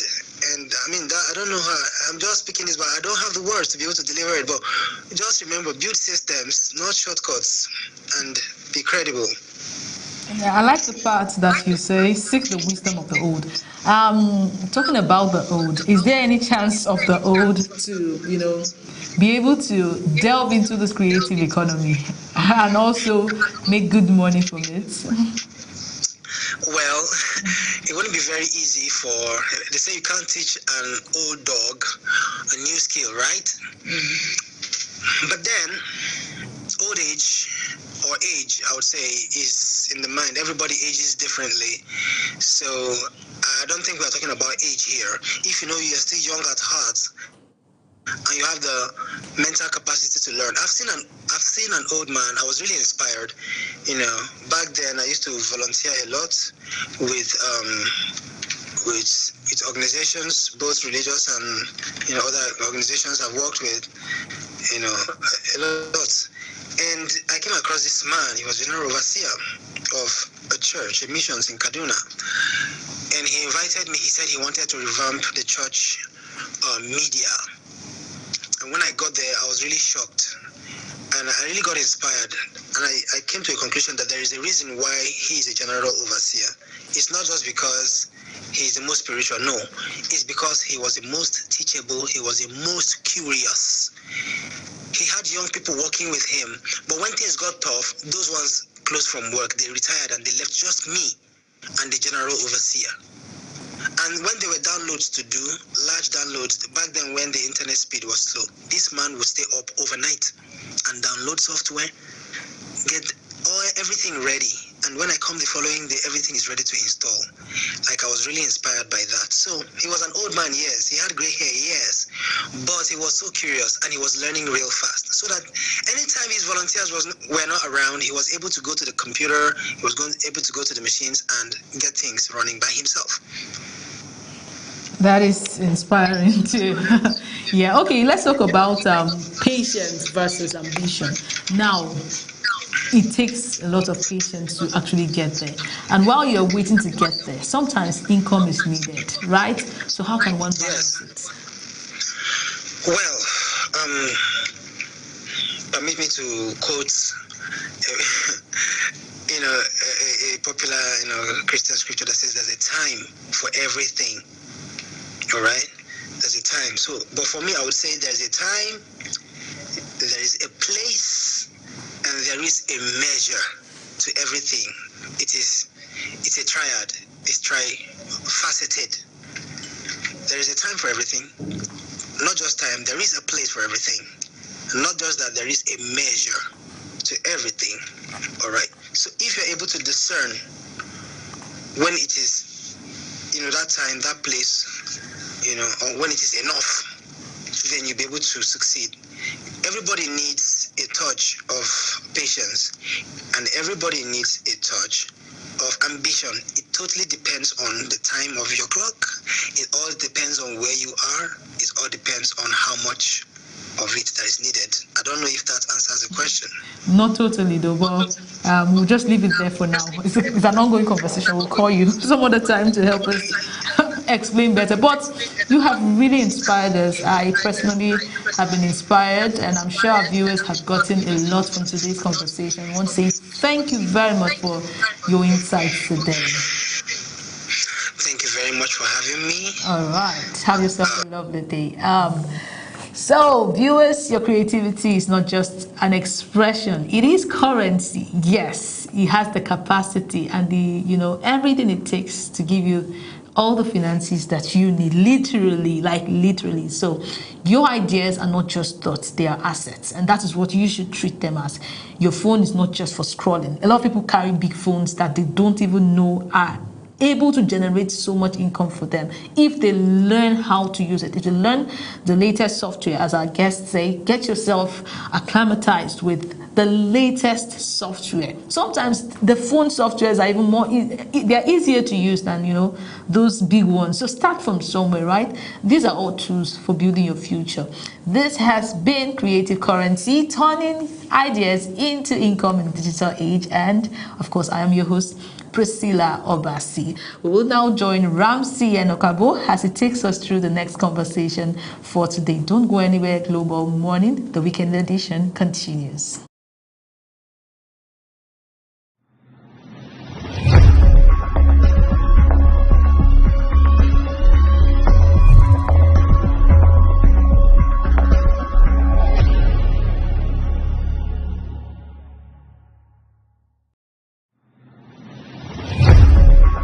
Up with Global Morning, your daily guide to what's happening and making the rounds.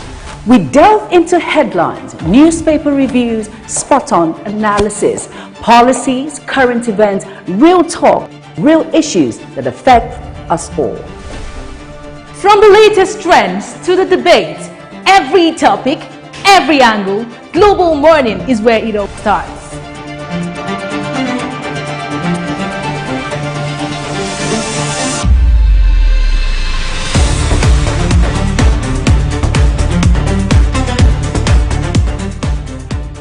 Global Morning, For the latest issues, always on point.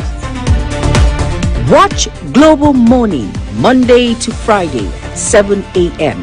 Saturday and Sunday at 8 a.m.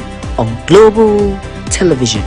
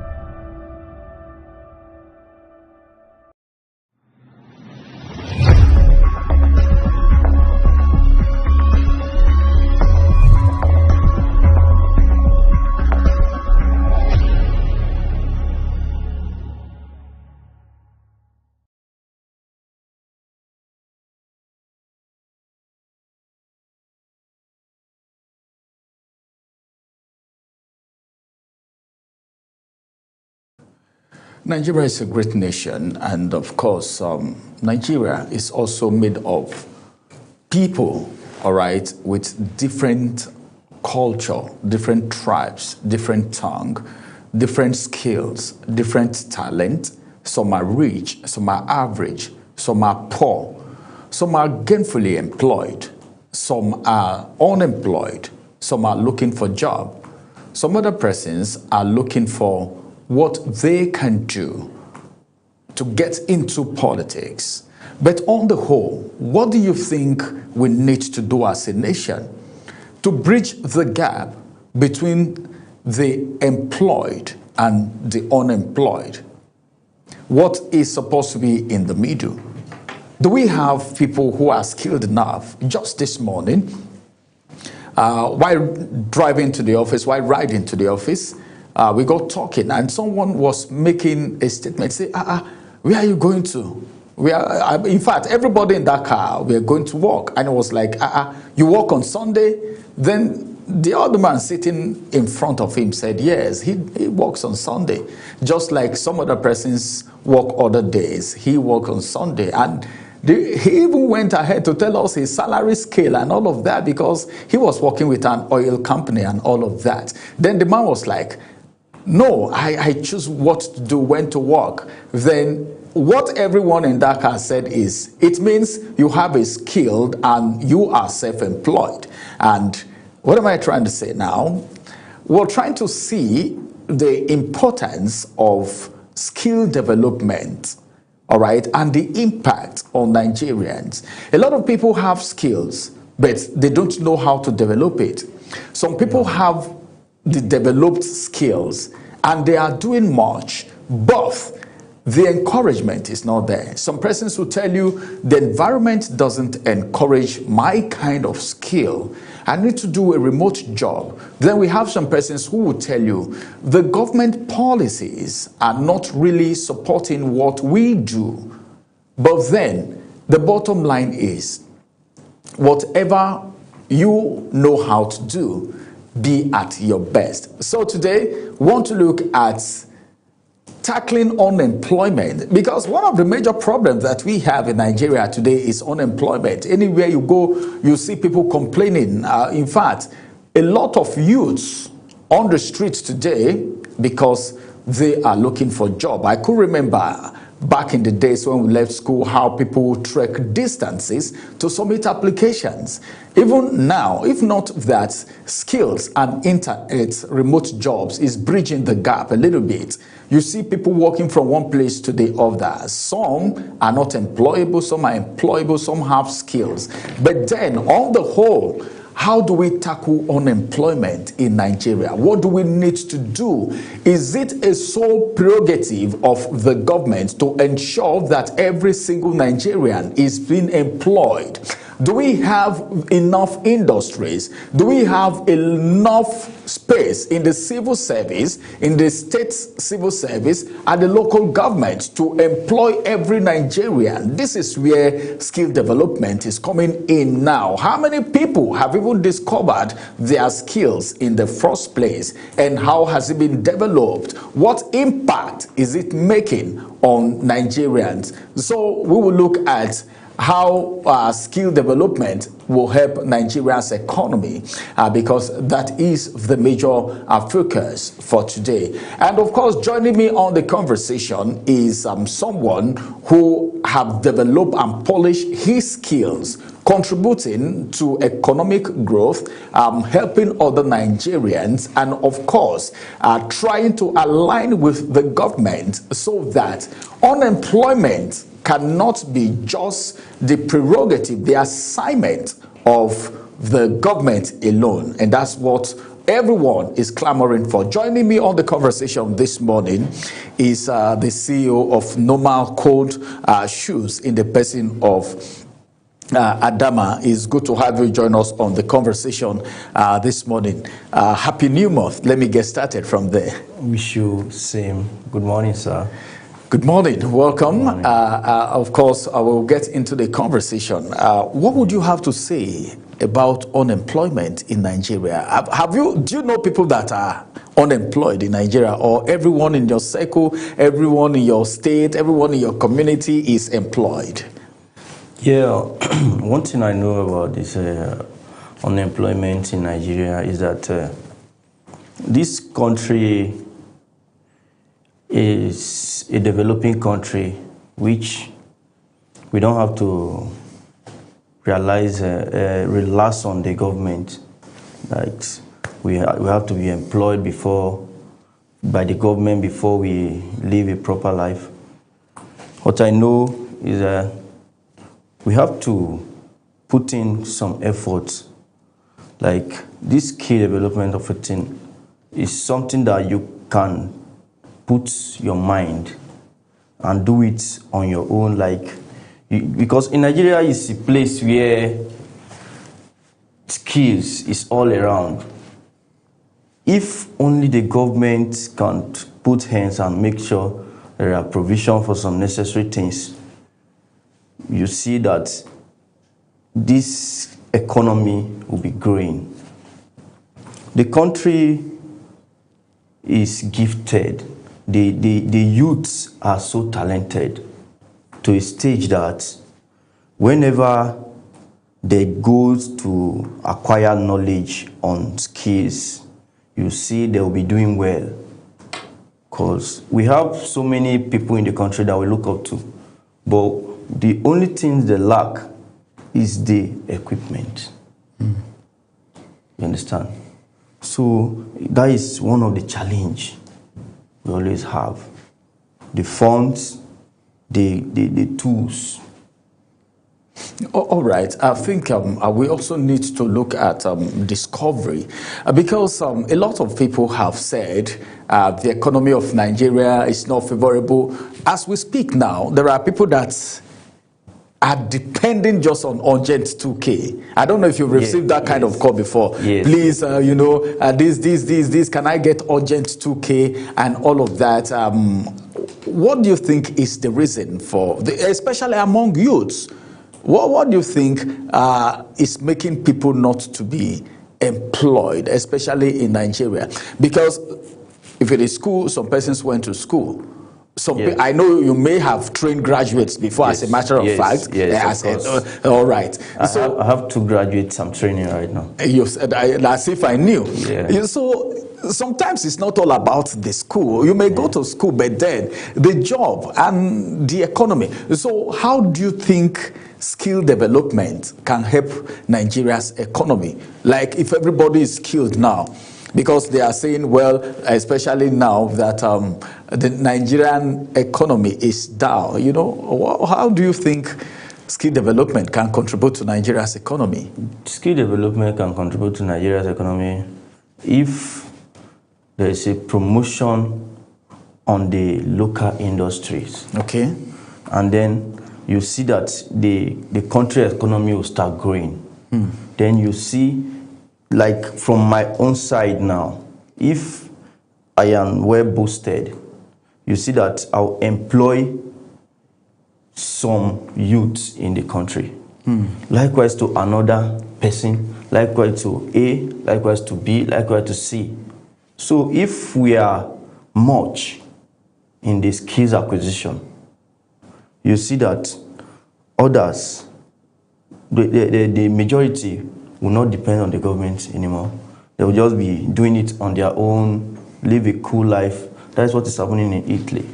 In Italy, you're taking us out right now, because I wanted to talk about it. When people say Italian shoe, I could remember growing up. You hear people say Italian shoe. I want to buy an Italian shoe. I'm saving money immediately after school. Some people even use their school fees to go and buy Italian shoes and all of that. Now, as it is, all right, you just talked about something very vital now, birth. Let's get to this conversation right now, okay? One of the things that a lot of people talk about most times is the strength, like local shoe making. All right, you make shoes. I'm aware. I make shoes. You make shoes. One thing that just blew my mind is I have 2 graduates that I'm training now. yes. See, one for me that those graduates didn't say, I'm a graduate, I can't learn this. In Italy, you see, in fact, even it's one trade that the government of Italy have actually embraced, and they are exporting and importing to all over the world. Now, what level is our local product right now, like the shoes you are making? All right. At what level it is now? What do you think about? Have you ever talked about exporting your shoes? Yes. Well, the level of shoemaking and skills, most skills like tailoring and shoemaking in Nigeria, which I know more about, is that if the country, if there's a policy of funding them, if there's a policy of making it reliable, you see that we have a very nice quality. I don't want to mention names because we have some good shoemakers. We have some good tailors that can export. But there are little technologies we lack. There are little technologies we lack in terms of blending the soles to a particular level, in terms of making it very corporate, like very sound, looks like that foreign. We are equal to the task. Nigerians have strength. They can make shoes. They can make it to the level that they can export. Some people are exporting already. Like me, I export to Ghana the other time. Then from Nigeria to Ghana? Yes. I have two clients in USA, New York City. Wow. Yes. Wow. So all those things once in a while, but Nigerians are the majority that are patronizing us. But then, let's look at this. Do you think a time will come in Nigeria that locally made product, if you get to the West, for instance, you hear something like Ankara, whatnot. If you go to the North, you see, like most of this leather that a lot of people do. Those days, we used to hear of something like Bata. The other day we were discussing here, I was saying, nobody even hear about Bata. It was one company that if you go there, you buy shoe, anybody want to buy shoe, they say, I want to go to Bata and all of that. Those things are not there again. Do you see the Nigerian shoemaking industry taking over that space anytime soon? Yes. Nigerian shoemaking industry is taking over. It's taking over already. It's taking over already because I've noticed that without the government support, without some of those support, some guys are trying hard to get some tools on their own. I know a lady in Lagos. I know a guy. Yes. I know another guy in Port Harcourt. Lady makes shoes? Yes. Oh my God, this is touching for me. I have like 3 apprentices now working under me. Ladies. Three ladies here under me currently. If I can post some video, you see them inside sometimes like that. If you check my social media, Facebook handle and Instagram, you see some. What's your handle? Normal Code Shoes. Okay, that's your handle on social media. Yes. I'm going to check it out. I'm going to check it out. That's impressive. Ladies, girls. Yes. In this Gen Z generation. Yes. So I am actually working on my industrial filing machine, the bigger one that will blend your shoe to a glossy color, like glossy looks. Those are the things that shoemakers are working on now. After working on tools, you see, maybe if the government doesn't provide the materials for us anymore, like they are importing the materials for us. They're importing the materials to Lagos, they need to reach some parts of Nigeria. So, like now, some guys are buying from the importers in Lagos already. So like me, the other time, last week, I got a number from one of my colleagues that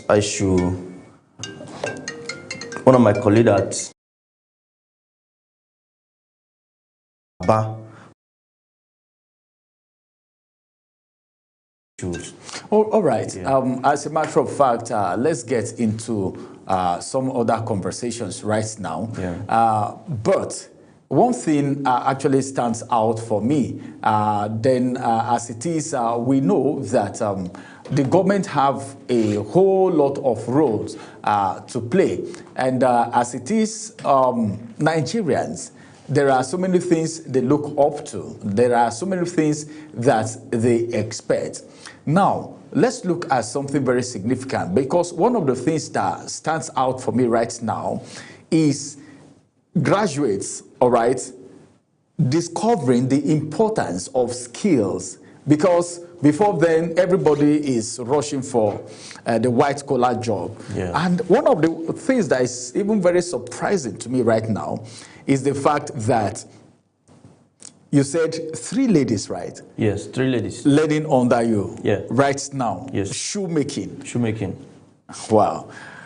Well, that's very interesting. We have we're talking about unemployment. So now, as it is, if Nigerians embrace skills, yes, what do you think in the next 10, 15 years? What do you think?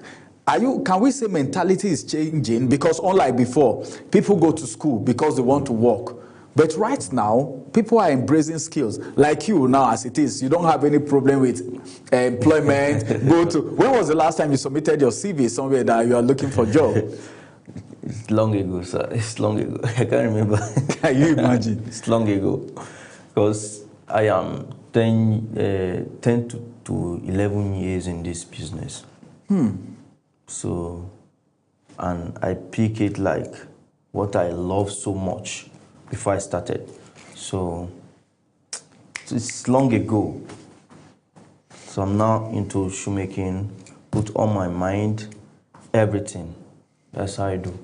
All right. I don't know, how many people have you trained since you started 15 years ago or 10 years ago? How many people, approximately, you may not know the exact number, but approximately, because we want to see how much you have contributed to the economy yourself. The other time it was 17, because I pick people that are interested.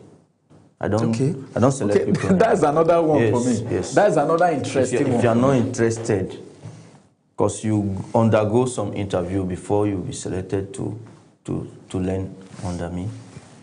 So you can't just come and you say you want to acquire this knowledge and I say, oh, sit. I don't do that. I select people yearly. I know the numbers of people I train. But from that last year, I counted, it was 17. Then this time now, plus some of them are graduated end of last year, and then I added some again, so it should be around 25. Wow. Yes. That you've empowered Yes, as it is right now. Yes. Yeah, and one thing I am seeing within my own background now is that my space is not enough. Your space is not enough anymore. My space is not enough anymore. So what you need right now, you need space, you need enlargement. Okay, tell me now.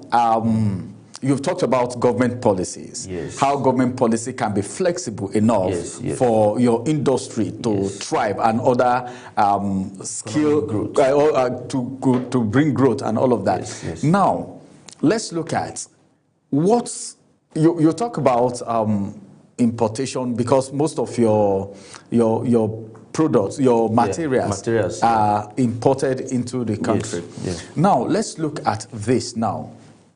The people you have trained before, all right, after training them, do you monitor and watch them to see that they succeed?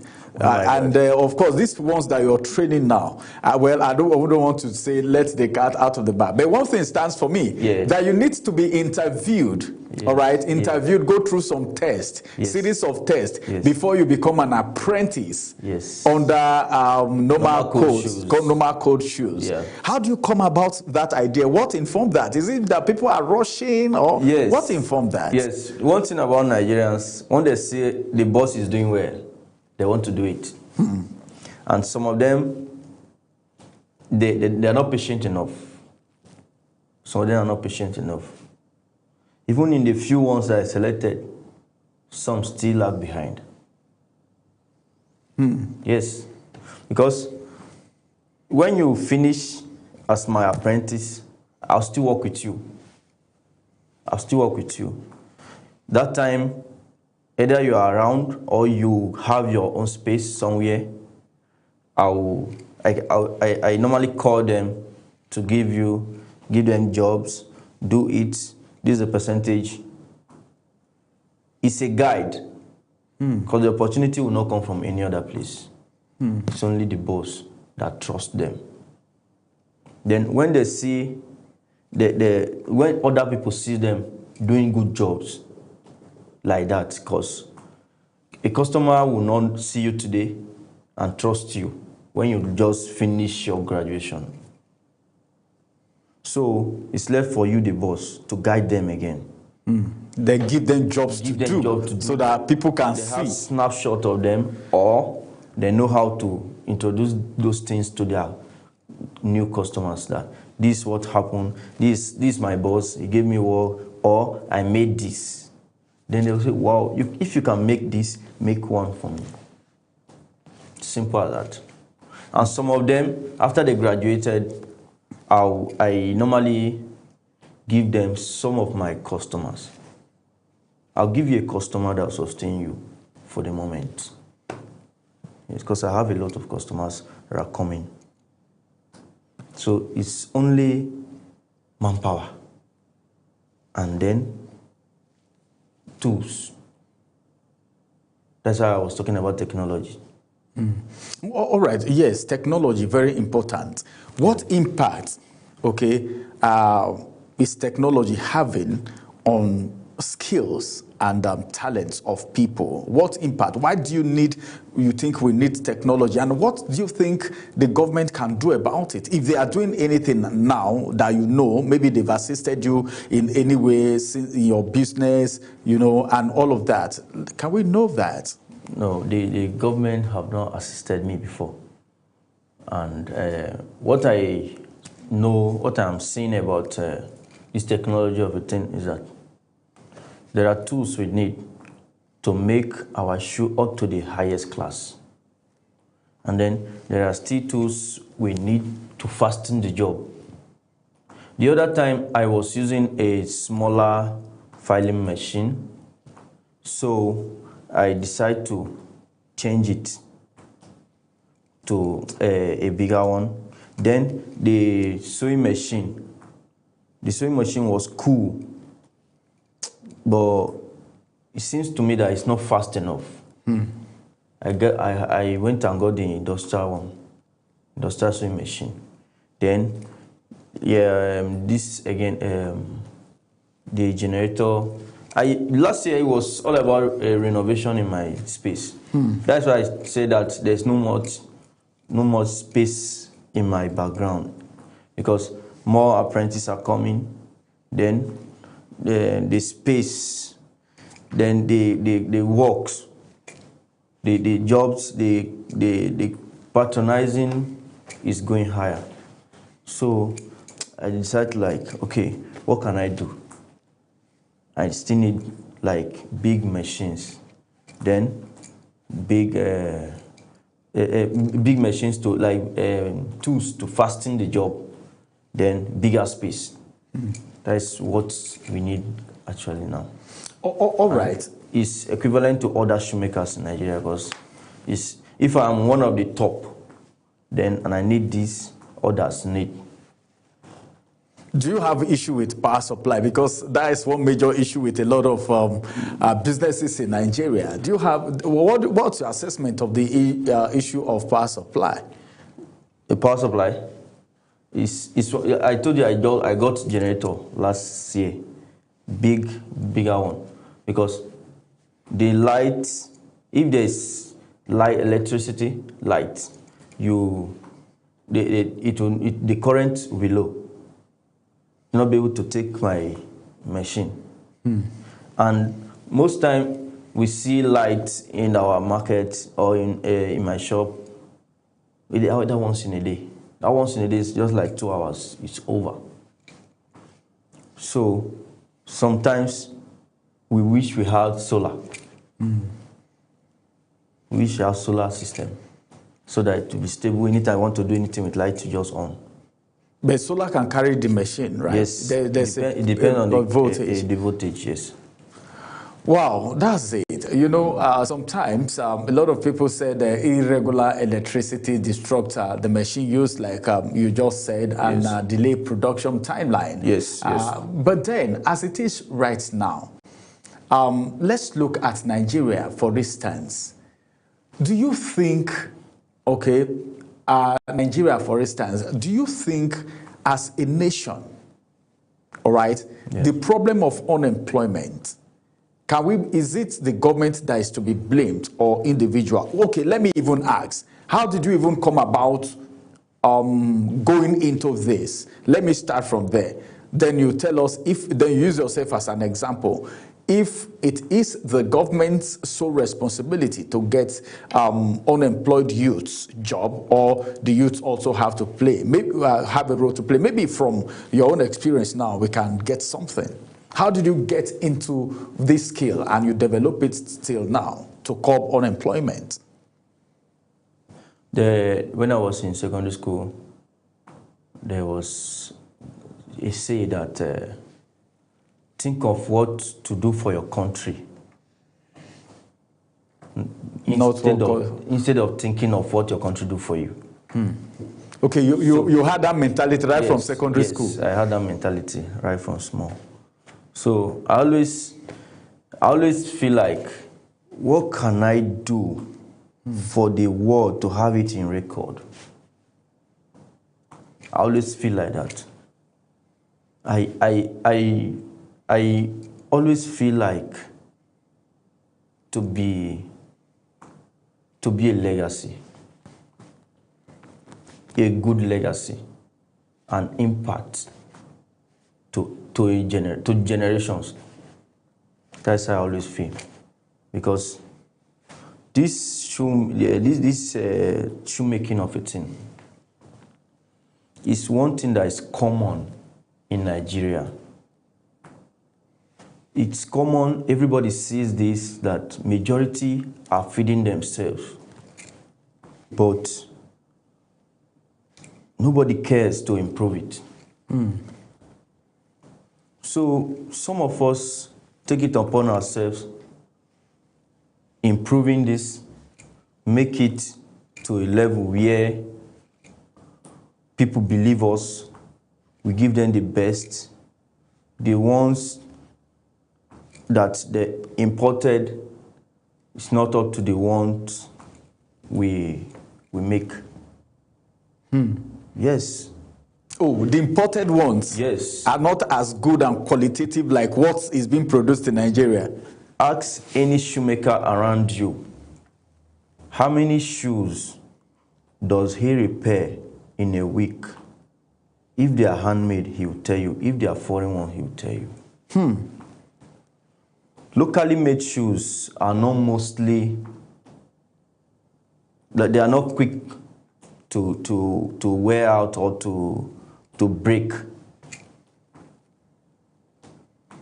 I saw an advert one time ago where one of my colleagues in Port Harcourt put fuel on the locally made shoe and the foreign made shoe to burn. When both of them were burning, the foreign made shoe burned to ashes, while the local made shoe burned to a particular level and curved down. When it curved, the fire quenched. What an experiment. It cannot burn more than that. What an experiment. It burned, and that was how it is. And this other one, so-called foreign, burnt to ashes. Burnt to ashes. So that's one of the experiments that can show you that these things doesn't last, but they have a good finish because of their tools. The way it looks from the eye, make people rush it and say this is foreign. This is foreign, this is foreign, this is foreign. I'm getting these tools. Okay, but is it possible to get these tools in Nigeria? There are some of the tools in Lagos And then some of them you can still ship them from China to Nigeria. It's simple. But they're expensive. They're expensive. So the governments can just do that and say, all right, maybe one politician can just wake up one day and say, "This. What are the names of these machines?" We have a lasting machine, we have industrial filing machine, we have cutting machine, and then we have a skiving machine. Please, politicians, you can hear this now. Maybe in 2027, instead of sharing bag of rice and giving Okada so that people will go and ride, please make these things available. Yes, the truth is this. You know, some persons may not know.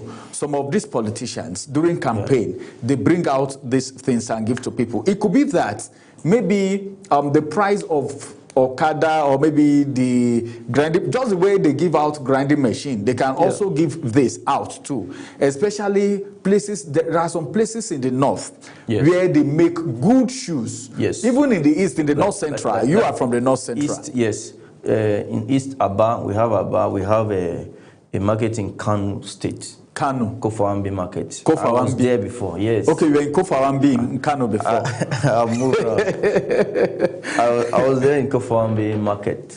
Wow. Where I see how they export Nigeria leather to refine them and bring it back to Nigeria. Just like our oil. Yes. They will carry our leather from Nigeria. Yes. Go and refine it from Kano and bring it back to Nigeria for us to buy. Yes. Oh my God, things are happening. This is an eye-opener. I don't even know that you've been in Kano before. Kofawambi market. Kofawambi market. Yes. Oh, because I was in Sabungeri. From Sabungeri to Kofawambi, it's not far. Just enter Keke, drive down, come back to the street. Everybody know me. Benue boy. That's how they used to say. The Benue people are good in handmade shoes. They are good in tailoring. What is the main reason why those guys are good like that? That is how they always ask me.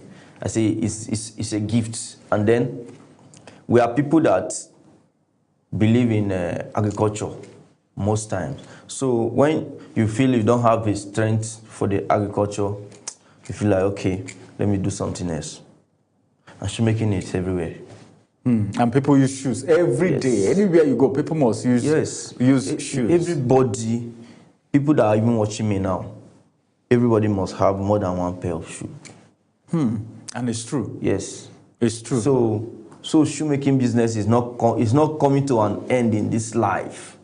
Shoemaking is going when Jesus called us.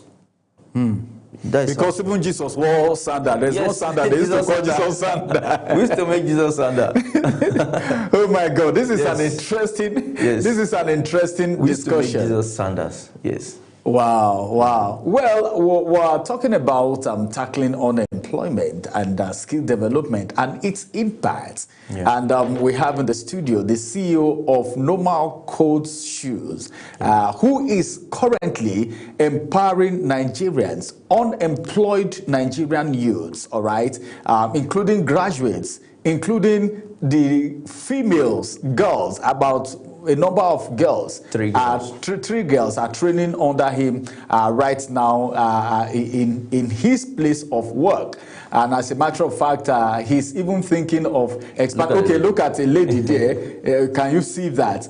You know, instead of just doing Mary Kay and walking on the street and just go to do, see, I am impressed. And this is the kind of things that we want to happen in Nigeria. And of course, our time is running out. I wish we have enough time. Now, I want you to talk. We are still on.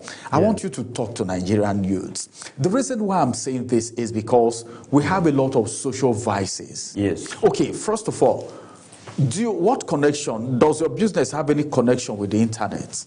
Yes. As in okay, tell us. So that people can know that there is a better way of using the internet instead of fraud and, of course, going naked on the internet and doing all sort of evil, you know, to get traction. I am one person that love internet right from small, right from primary school, secondary school. I studied computer. Shoemaking is not my first skill. Okay, you studied computer I science. studied computer. No. Like Okay, computer. Okay, yes. okay. I studied computer in the States. After that, I told my dad I am seeing that computer training will go to an end in a bit because people owns computer even in their homes. So the business will not be big the way we think now. That was how People can do a lot of things with their phones now. Yes, with their phones and their... That time there was just a smaller phone, a BlackBerry. So that time people's eye were not much open on the social media and the phones yet. But you already saw it. Yes, but I saw that this business, if I'm to go into a computer training business, like owning a computer store where a training shop where I train people and then printing some things like that, I feel like it will not be fast enough for me. Like it will not be something that I can boot stuff because it's not a skill that I created. I know there are some other things they do there, like cars and all those things. They are okay, they are good, but I'm not passionate about those things. I feel passion when I learn tailoring or shoemaking. I feel like I made this. I want to see something on ground. Your own creativity. Yes. I feel like I'm the god of that thing. That's how I feel. So I told him that I want to learn shoemaking. He said, okay, no problem. You still have time. Go and learn. So I went and registered StarTech years ago. So this shoemaking, I don't see end to it. I don't see the end. Like this business is going to crash or is going to do this. Because people that repair radio, that radio cassette is gone. They're out of business, right? They're out of business. Those of them that refuse to develop themselves. Yes, it's gone. People that make palm slippers, not cover shoe, they'll set the end of the world. Because people are still wearing slippers. People are still wearing shoes. It can't stop. Rather they develop. If you think of a new fashion of your clothes now, you think, what kind of shoe do I wear with this? You go to the market and get it.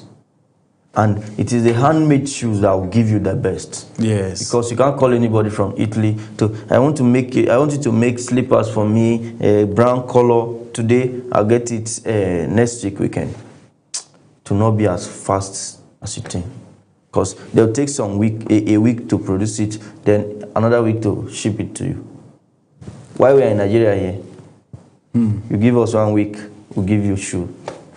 Quality shoe. Quality shoe. So what will you say to Nigerians right now? Because a lot of people are not even thinking about skill. Some people have the skill, but laziness.